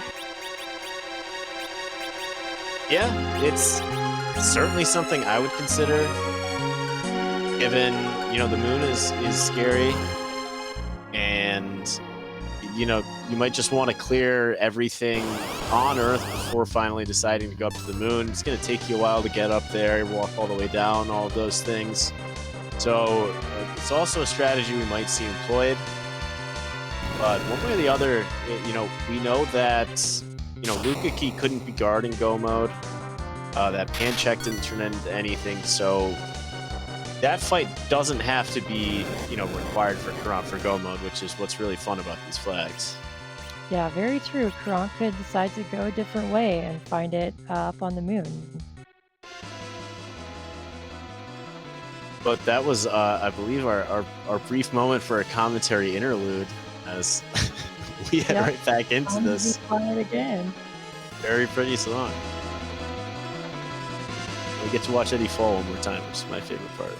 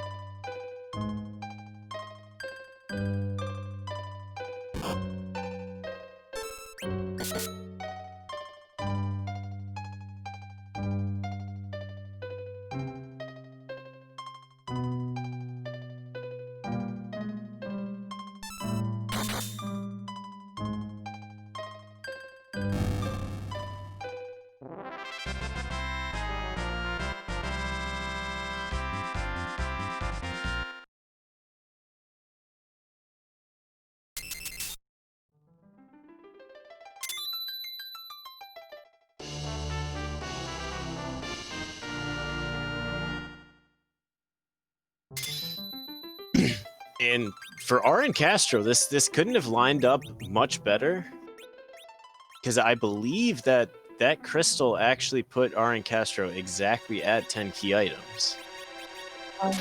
He is definitely over 10. I would count right now, but my cat is standing in front of the screen. Well, I think it's 10. I wouldn't bother the cat, but he's definitely getting double XP from this egg grind, which will definitely speed that up. Yeah, getting 68,000 experiences from all of those eggs I saw. So I didn't see how many sirens Castro stole, but this might be a fairly fast grind here, depending what HP he is comfortable with getting this Porum to. Yeah, I was gonna ask, we saw a white shirt. I think it might have come out of that trap chest actually for Porum. It did, yeah.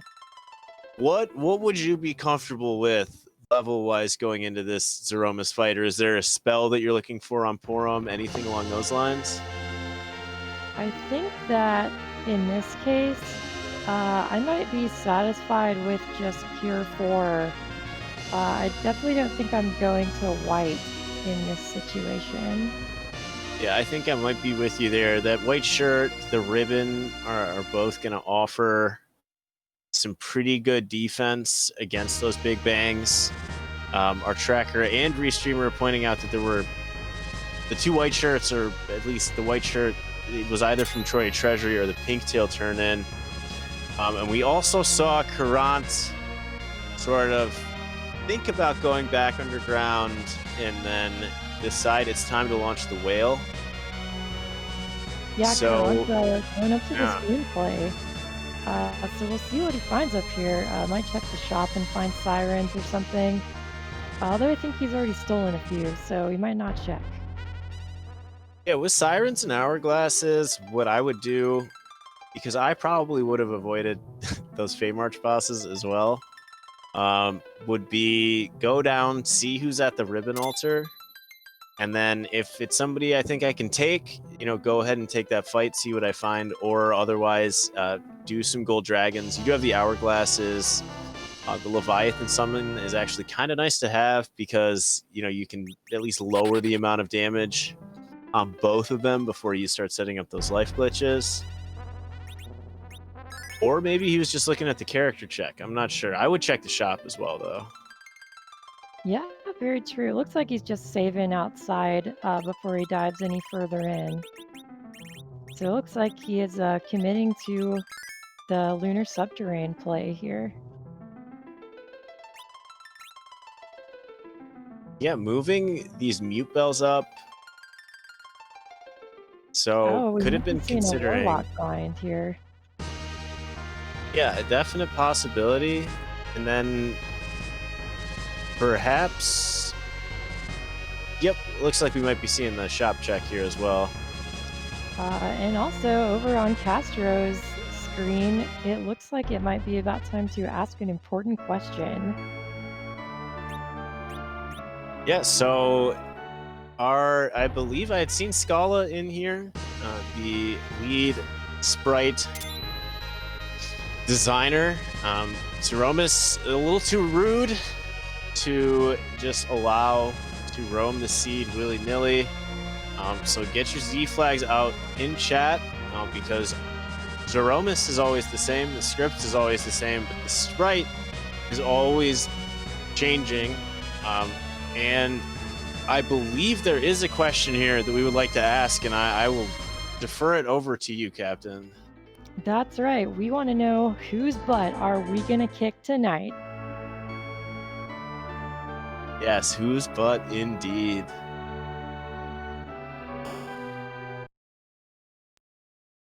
So get your Z flags out. Castro is comfortable with the levels. That Porum has basically every available high-end piece of mage gear you could possibly hope for. Yeah, was there a life staff there as well? There was. It's life staff, ribbon. As a Porum could be. Yep. Crystal ring, white shirt, ribbon. Doesn't get any better than that. And hopefully it's enough. But it's time.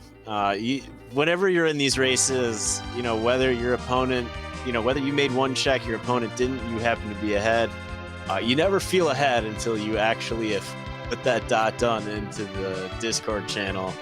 At least that's my personal feeling. So there's nothing I like more, or there's nothing that puts me off more than grinding, thinking, well, if I do one more egg, maybe they're going to catch up to me. So I like, get the levels that you think you need, but then, get into this fight and see if you can get this over with and take a deep breath afterwards.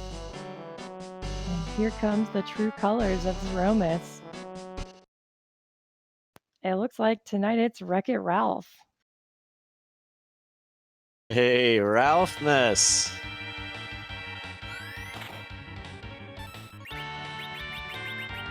Yeah, we'll see who's the one getting wrecked tonight. Yeah. This nuke cast might be...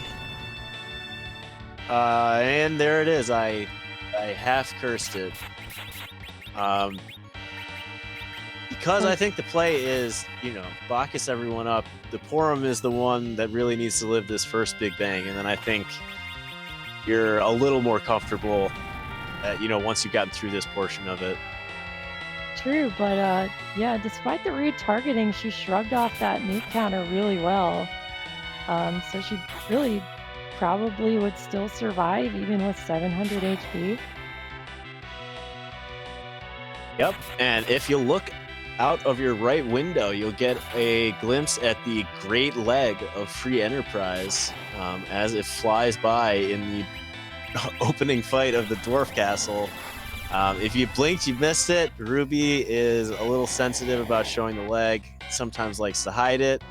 So we got Ralphmas, but we also have the big Gam of Free Enterprise over there as well. That's right. Please do not feed the leg nor disturb its natural habitat. It is for viewing pleasure only.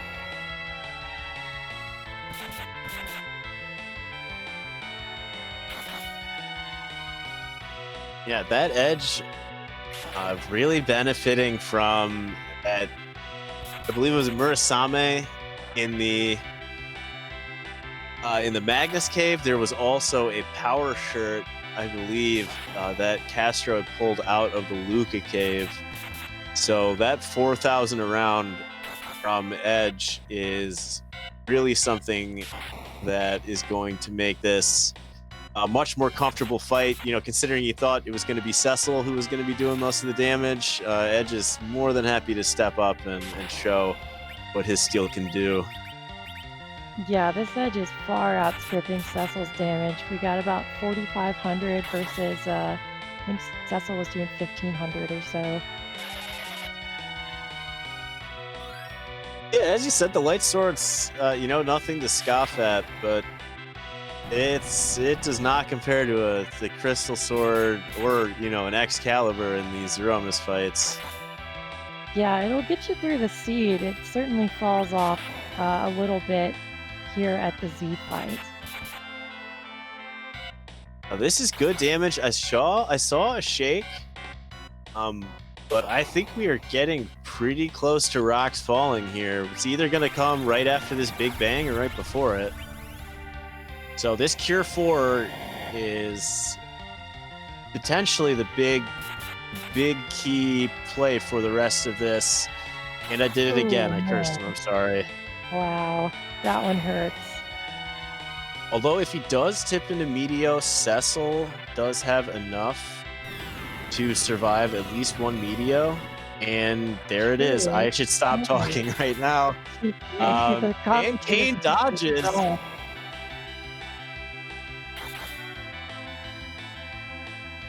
Oh, I really should stop describing worst case outcomes for Z fights. But this should be good. And there it is. That's boom flash. Pretty tight finish there. Pretty scary, but Castro has done it. And that looks like first place and a 1-0 record in the hook route for RNCastro. Get your GGs out in chat, as I believe we are joined by RNCastro. Yep, Castro is here. Hey, good evening. Good evening. Hey, GGs to you. Oh, thank you. Thank you all for putting this on. I know, everyone is trying to get as many races in as possible, and all of this is volunteer. So I know I speak for the community as a whole that we appreciate everything that y'all do. So thank you all. Just wanted to get that out there first of all, because I forgot last time. Oh, well, we love watching. I know I love watching. My first question is... curse you, but... I was describing everything that could have gone wrong with your Z fight right there at the end, and it almost all went wrong with your Z fight.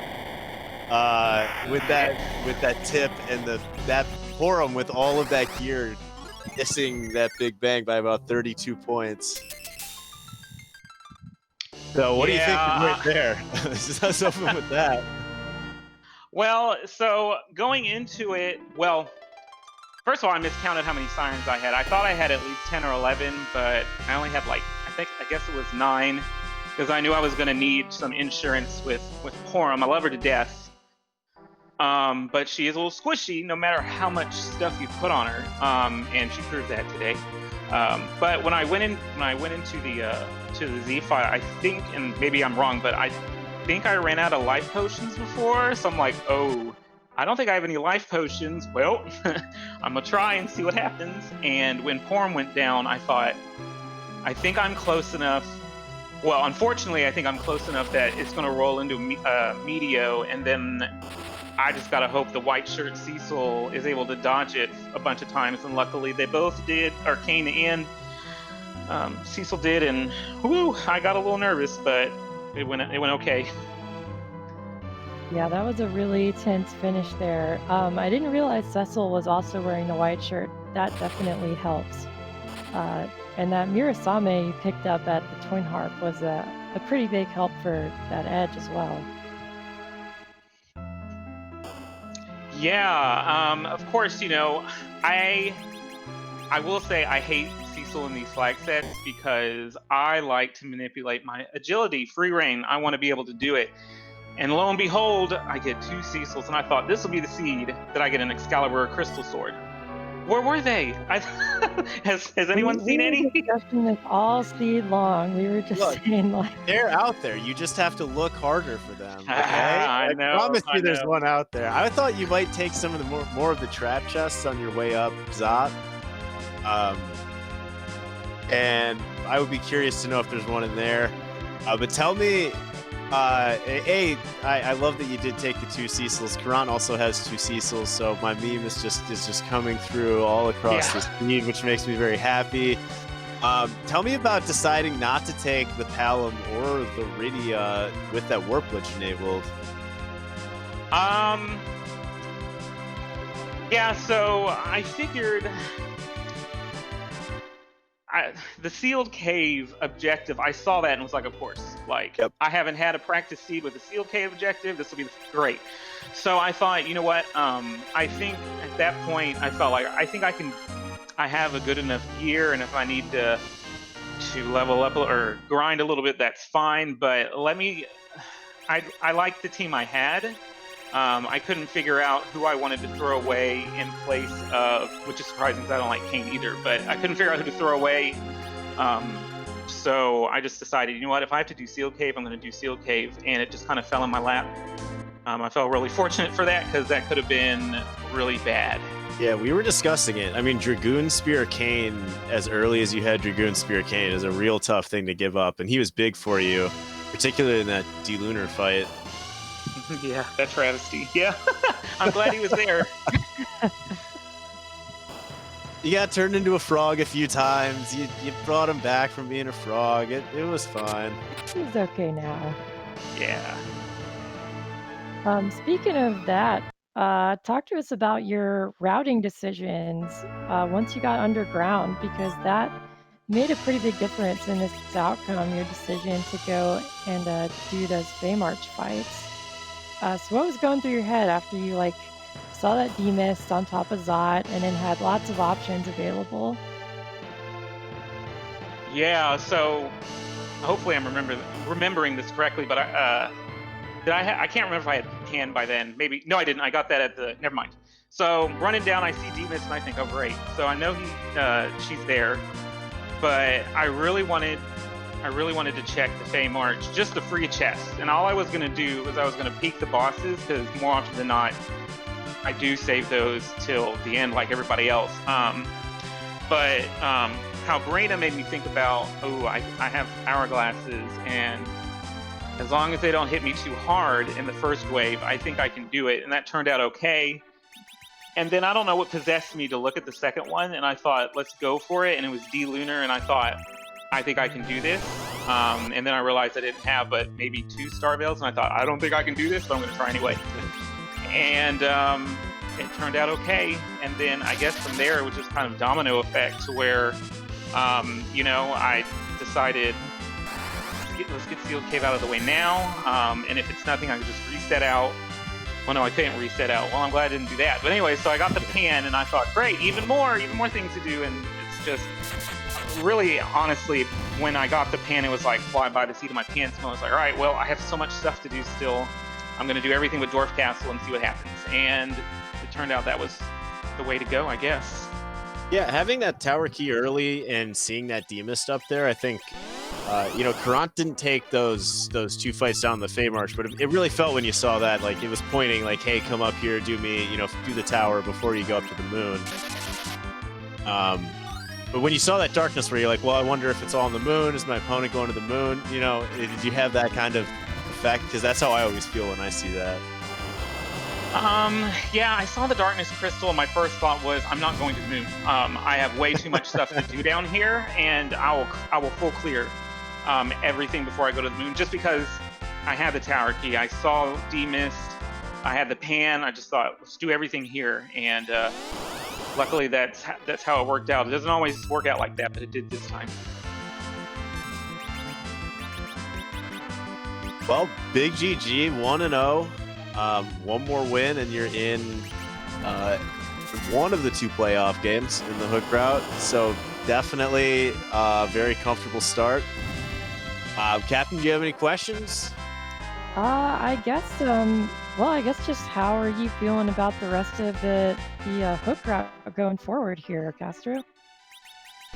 Yeah, hook route is going to be intense. It feels really good to get a win, to start out strong, because I mean, hook route is going to be very competitive when the group matches happen, and I just want to try to put myself in the position to be qualified for it. And then if I get fortunate and lucky enough to go 3-0, you know, maybe more, you know, give me more opportunities. But it's, you know, it's none of it is a gimme. So I'm really thankful I started out this one with a win. Yeah, the competition's going to be tough, but I think you put on a really good showing in this race. So best of luck going forward. Thank you. I appreciate it. Yeah, GG. Anything left you wanna say? No. Again, thank you all. GG's to Caront as well. I know he's probably diligently working on getting through this, because this was not the easiest seed. So I look forward to watching him finish out the rest of this seed. Yeah, well, and thank you to you for letting us. I know this was your first restream race. I saw your comments about some nerves, but it looks like you put all that to rest, because that was a very well run race. Yeah. Yeah, thanks. Take care. Thanks, y'all too. I appreciate it. See you later, Castro. Okay, so Captain, this is usually the time, and I'm describing this because this is what I'm going to ask you as well. After the first runner has finished, where I asked my co-commentator to do their best to explain how the rest of this tournament works. In as few or as many words as you would like to use, what is going on in the tournament right now, and what are we building towards? Well, basically, we are running a couple of simultaneous stages to see who is going to get a chance to get into the table stage, which anyone who went 3-0 in the group stage has already gotten their pass to the table stage, which is the next stage of the tournament here. But the people who went 0-3 or 1-2 in the group stage, they're down here in the hook route, whereas we're also running the Magma key route, which is the people who had more wins in the group stage. It's a little more, well, it's hard to say which route is more competitive, just because there's really good players in both routes, you know.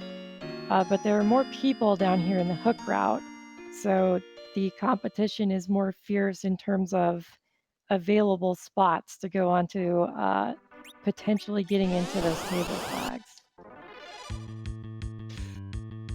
Yeah, so it's the 2 separate Swiss rounds, and then that qualifies you for a group play-in, and then that gets you into the table. You did a very good job.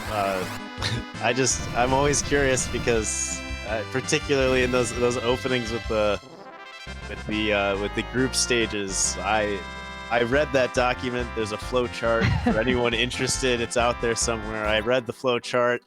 I was like, huh, okay. And then about 30 seconds later, I thought to myself, I have no idea what I just read. I have no idea what's going on. I think I benefit from we're already in the hook versus Magma stage. I think it would have been harder to explain it from the very start. Yeah. But, I mean, it's a great format. You know, regardless of what your record was in the original group round, everybody gets a shot at redemption here. Even Caront has the opportunity to win out, and that will give you a chance to play in to make it to the top 32. So everybody's races have all meant something all the way throughout the tournament thus far, and next week they're going to mean even more for every one of these runners who's in these two different groups, because this is when we finally start narrowing it down. So I'm thrilled. I don't have to do any of this, fortunately. I'm very grateful. These are way out. These are just the pressure is just, it has to be enormous. I had to play in a play-in race for the last tournament, the Full Gauntlet, and that was the scariest experience I've ever had, sitting at home in front of a computer. What should be a relaxing situation. I can imagine. Yeah, the great thing about this format is just the sheer number of matches that we get. We had, what was it, 12 matches from every group, and there were how many groups again? There were 33 odd groups. There were over 100, 29, maybe 30 groups. There were about 116 entrants, split up into groups of 4. So we've had a lot of games to get to this point. Yeah, that's 12 times 30 something. Oh, there we go. Scala says 176 scheduled races in the group stage. Obviously not all restreamed, because that would be insane and require a lot more than Ocho channels. But yeah, it's so much free enterprise. Yeah, and a big shout out to everyone in the community, anyone who's watching. If you enjoy the idea of commentating on free enterprise, if you want to learn more about participating in free enterprise, if you want to just chat, if you've been running seeds on your own and you have questions, the Discord server is just a phenomenal place to get information, join the Restream team. We have a dedicated section for any questions you might have about getting stuck in seeds. I still post there sometimes my own questions in the Newbies Corner, because no matter how long you play this game, there's still the potential, as you've seen, for things to not go the way you expect them to. So we might have a link to the Discord out there. I know Scala's around. She might be able to post one. And Poorly Drawn Bees, this year, this is 116 racers, I believe, and I could be corrected if that's not totally accurate. But last year's Zima Zone was basically a 32-person tournament that was split into groups of 4.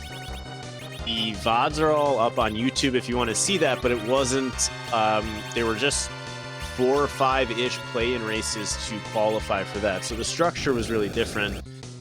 So it's a little different, but those races are really fun to draw or to watch as well. But now we've moved sort of to this 1v1 with it broken down stages, which I personally love this 1v1 setup. Oh yeah, I much prefer the 1v1 format myself. Yeah, I've been really enjoying this ever since the Full Gauntlet. Yeah, and this is the right place for a Caront to be. We know this is where the value is at. Is going ahead with the Zerking up. So these D-Lunars are going to get a little angry, but we know this is the fight that he should be taking. So hopefully they are not too mean. Yeah, Caront looks to have acquired quite a few levels, and so I think is not going to worry about the virus counters, even though they are pretty strong here, and hope that just power overwhelming the Zerk and hope that they die before you do. Yeah, and now that one of them is down, this is pretty decent. We would only see there's no more reflected viruses. They would just counter with that fire spell. So this is going to be the Luca key and go mode for Caront as well. Yep, that is go mode, which I'm sure is going to come as a big relief to Caront.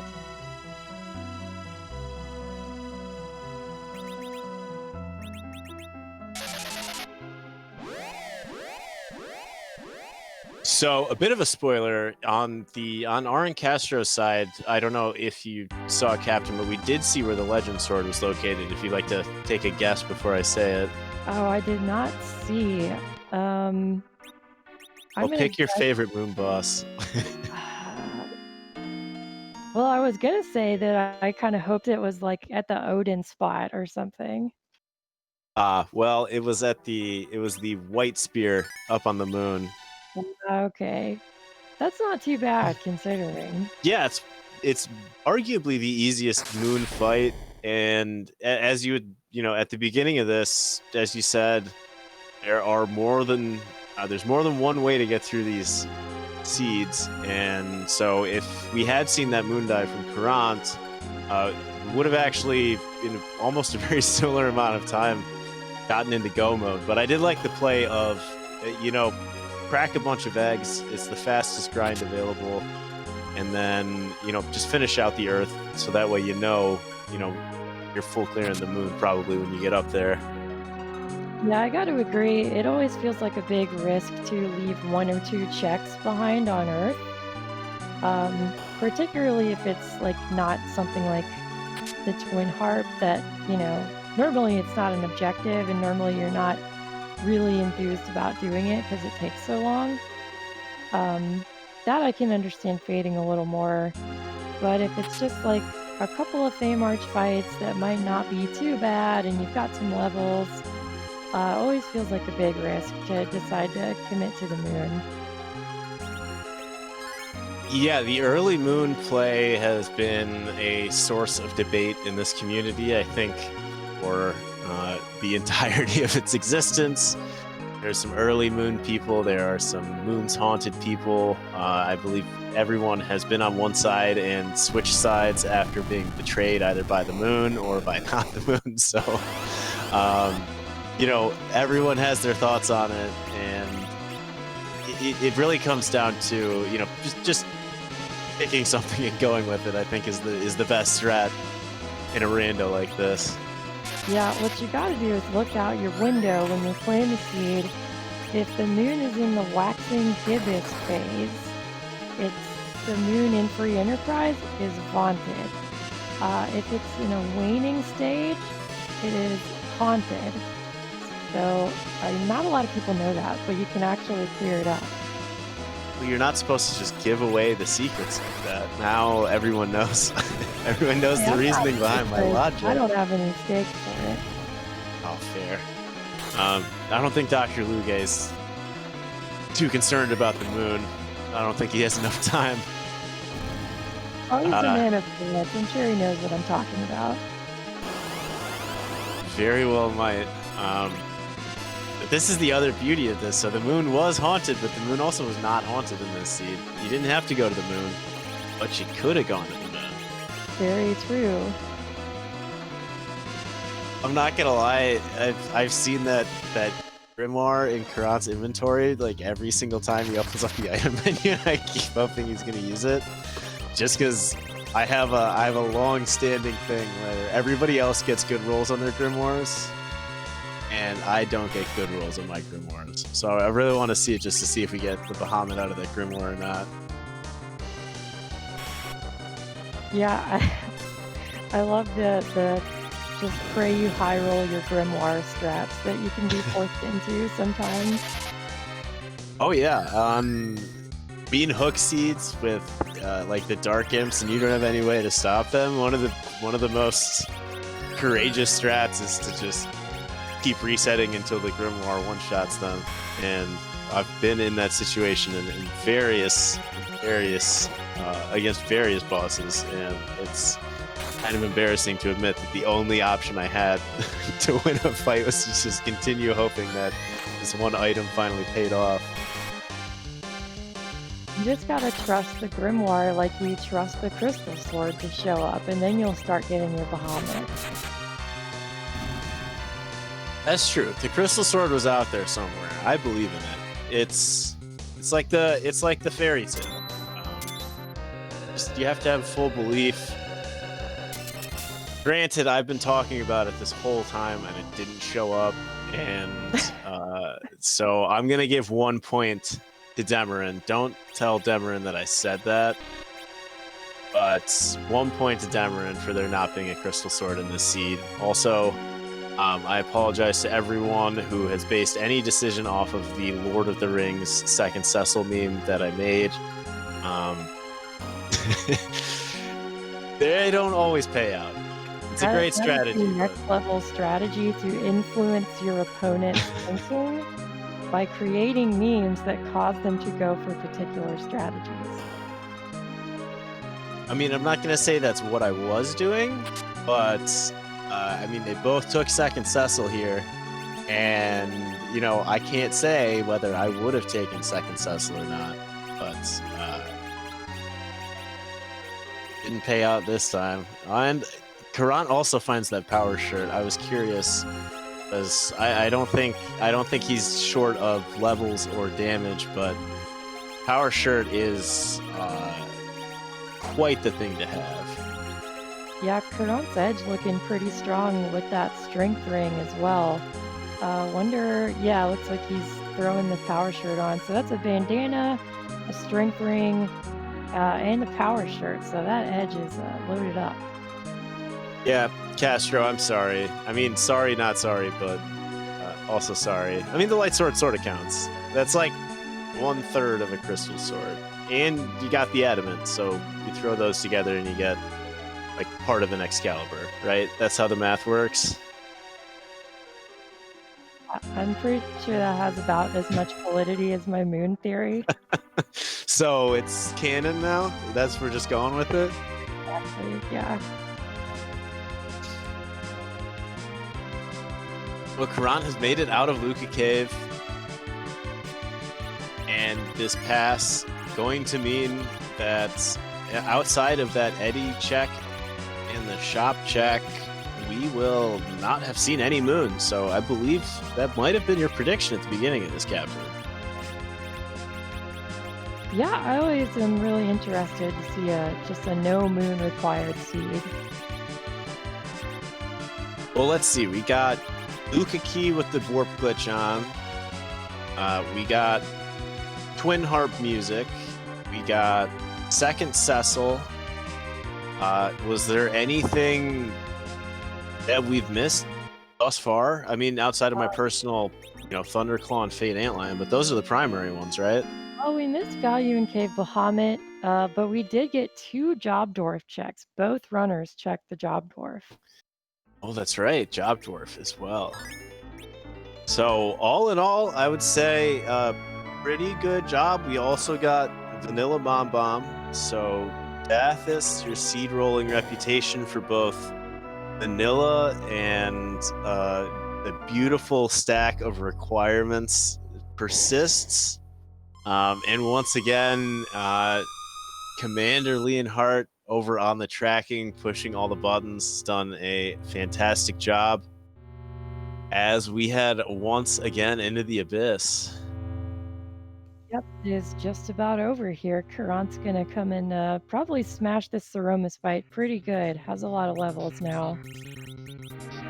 Yeah, there's some people say, you stop leveling Cecil at 45 or 48. I don't remember what it is because I don't always adhere to it, but that sets Cecil's agility at 28, which is supposed to be the magic number. But then, if you just keep going for a little while, Cecil gets like 3,300 hit points. So it doesn't really matter Exactly how much the Big Fang hits for. So you can just heal up and just keep swinging.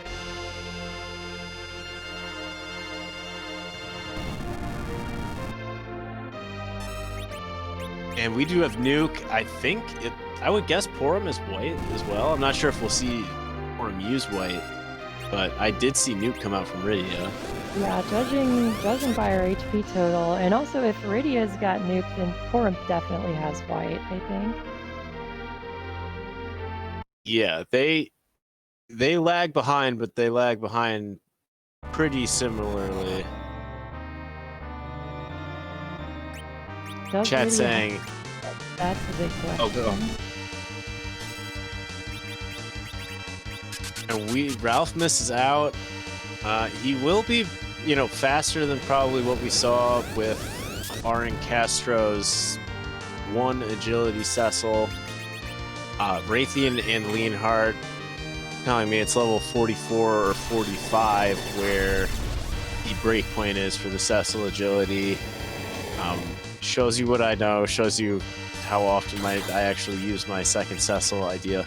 Actually, when I do it, I just leave Cecil dead, probably like Castro does. So I don't play around with those numbers. Like Castro said, I prefer just controlling my agility down to 0. You were right there, PK. This Wreck-It Ralph is pretty speedy here. That big bang came out very quickly. As well as the counter nuke landing on Rydia, so she's down. It might be a little hard to get her back up. I'll be honest, Rydia, it was great knowing you. You cast some great summons this seed. It was you got a couple nukes off during Dr. Luge. Why don't you just stay down there? We'll take care of Threemus from here. I don't have time to get you back up right now.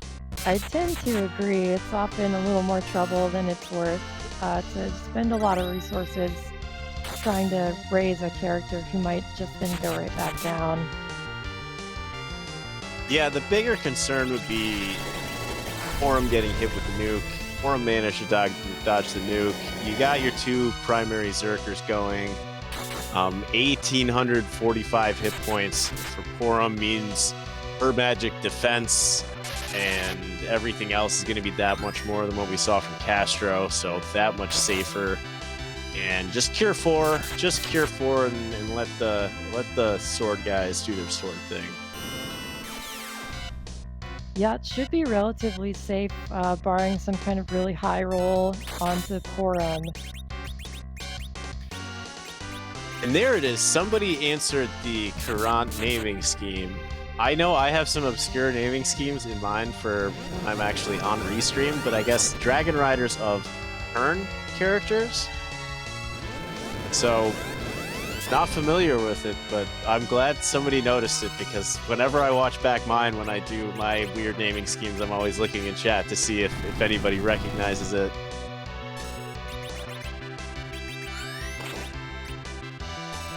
Now, Caront did attempt to nerf this big bang here, but I think it came out a little bit early, and the counter nuke landed on Forum, so having to scramble to get her back up to good HP levels. We'll see what happens here. That was actually, Cure 3s can roll much lower than that, and that left Forum just enough to be alive. And I'm not sure, I didn't see, was that a nerf attempt? I know that we're about in the phase where Ralphmus starts tossing out nukes along with those black holes, but I was busy being corrected for just not being the first person to explain what the naming is in the chat. Yeah, Forum threw out the crystal, so yeah, I think it was a nerf attempt.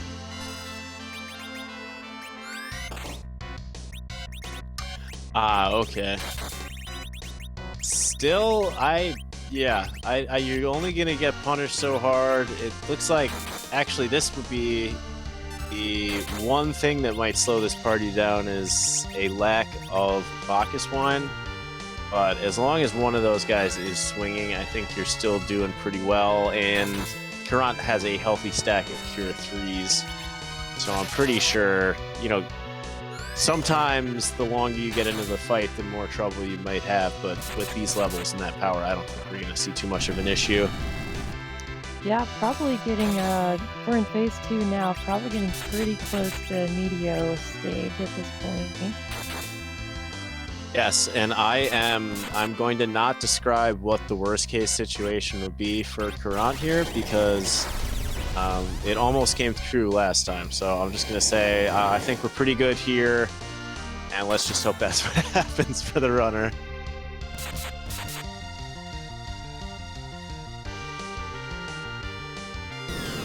Yeah, clearly your commentator's curse powers are strong tonight. Oh no. This is fine. Okay, we're good. Form dodge. This is fine. I've had sillier ends to that. Cecil hitting for 3,000 a swing, even with 1,000 health, was going to be safe, I think, without that Cure 4. But I would throw that Cure 4 there as well, just for safety's sake. So, GG to Caront, and I believe we are joined by Caront. GG. GG. My apologies for keeping you guys up so late with such a bad performance. Oh, not at all. I think you did a great job. GG's on finishing it out. Oh, thank you. Hook routes are always, a test of, did you pick the right characters to go down there? What strats are you going to employ? And then, relative to Castro had that cane with the Dragoon Spear, so really wanted to fight those D-Lunars because he was getting that bonus damage. Yeah. I was actually going to mention that was probably the biggest single thing that I regret is, especially once I saw the Lunars, I'm going, well, I'm an idiot. What I was thinking was, I've seen so many seeds this last week or so where people have kicked Cecil off the mountain and then discovered super powerful, Excalibur or Crystal Sword. And I was hoping that would pay off on my end, and clearly it did not. Yep, and I was apologizing at one point for having come up with the second Cecil thing because it cursed both of you this evening. But I was curious about, sort of the character choice. Rydia, was good with the warp glitch and everything. If you could look at it, was there anything that you thought, well, hindsight's 2020, but at the time, was there anything you thought you might have wanted to do different? I would say character-wise, the biggest thing was kicking Kane out and keeping the second Cecil, because I knew I should keep the first one because we had the Dwarf Axe and the Cursed Ring, so agility anchoring was boy hardy. But as far as any of the other characters, I mean, there's not really any other choices that I regret on that front.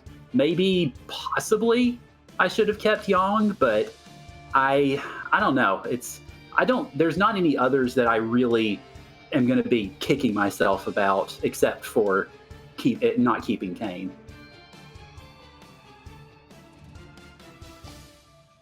Fair enough. I mean, your character choice is really only different in that Rydia and the Kane, and if you're playing for those Cecils, you kind of got to commit to that. So I've made the same moves before. What was your thought? You go up to the moon, you see the eddy, you check the shop, you don't really see much. Did you decide, I'm going to full clear Earth before, making that dive to the moon, or where was your head at that point right there? Talking about when I was on the moon? Yeah, I saw you went up and checked the character right in the shop. Yeah. So what I was thinking there was, I think if I'd had probably somewhere in the neighborhood of around 2,000 gold or so at the very beginning of the seed, it would have been a very different decision, because what I was thinking was I had the mute bells, I had sirens, I was looking into going ahead and going after the warlocks to try to grind there, because I didn't have 10 key items at that point. But then I looked in my inventory, realized I only had 9 life potions, and decided that wasn't going to be enough to make the walk down and then put in the time to do all that. So I went back to Kaipo and then discovered that me going into Mist and having to pop the package because, well, apparently lesson, don't park to the left of Mist Village, park to the right, please. Oh, yeah. That came back to haunt me in a very unexpected way, because when I walked into Kaipo, package everything started, and I'm going, oh crap, I don't need to lose this time. The troll's so nice, it catches you twice. We've all done that as well, trust me. Yeah, I noticed, I did see the life potions. It was one of those situations that was really interesting to see, because I mean, I did see your life potions thing, but I think it was really 6 in one hand, half dozen the other, either direction you went. I don't know if you saw in the spoiler log or not, but do you want to know where the legend sword was? Yeah, I saw that you guys mentioned it. Well, then my question is, where on the moon, though? It was at the White Spear altar. Okay. So I think, if you had done the Warlock grind, probably, you would have hit that spot maybe right around the same time as you finish up your egg grind and do the D-Lunars. And then I have an Excalibur for Cecil, and he hits harder, and things don't go quite so badly at Z. Yep, maybe. I mean, you got through that Z fight well, though. It's just, yeah, your Rydia went down, and that was kind of like, well, is it worth getting Rydia back up? Yeah, admittedly, I was going to try something of a hybrid strat, but I didn't prepare very well for it because I went into the fight and then realized I had not gone to buy any Star Veils. So I could have done Reflect straps, but not very effectively. So when Rydia went down after that first super nuke, then I decided I decided it wasn't really worth it.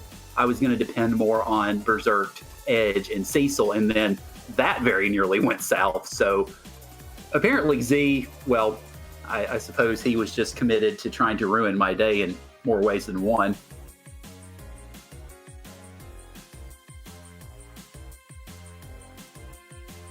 Yeah, I mean, the AI knows who is the weakest person on your team, who you would like to have the most to do the damage. Captain, do you have any questions? I don't think so. Just GG's on finishing it out, and the D-Lunar check didn't quite go your way, but I thought that was a reasonable decision myself.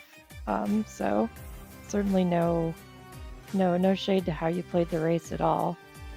Yeah, I mean it comes with the territory, especially with Cecil being agility anchor and of course that provoking a rather split decision on that front.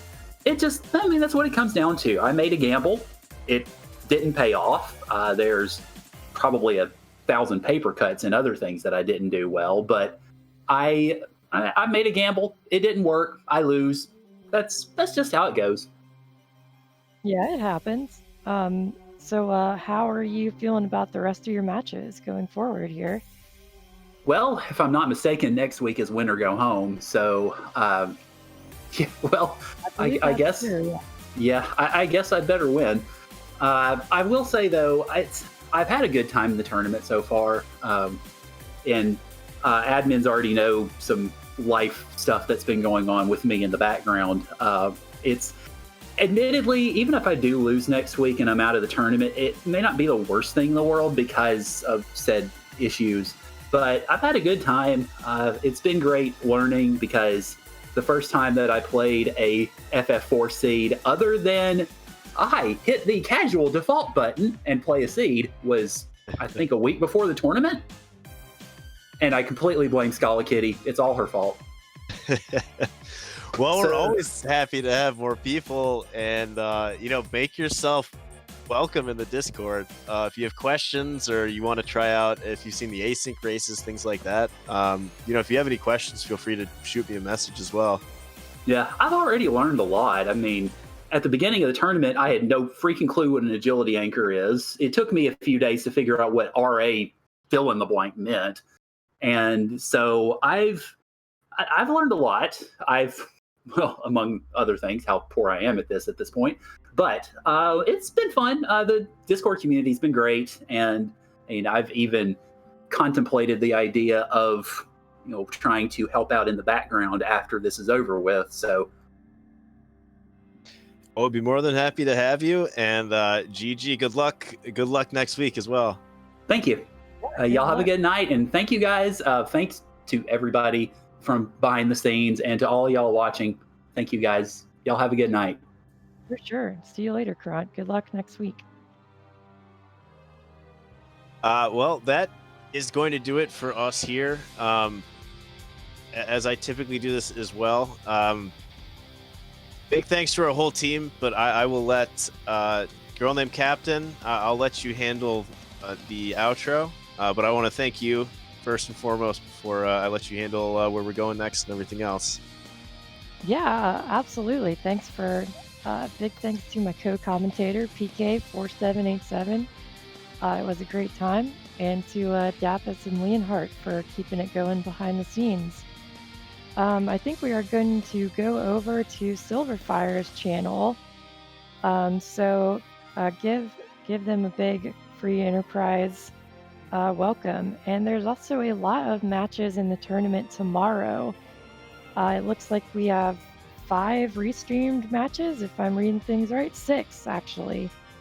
Going all throughout the day on this channel, Free Enterprise, on Randomania, and on RPG Limit Break. So definitely keep your eyes peeled tomorrow, because there is going to be a lot of Free Enterprise all over again.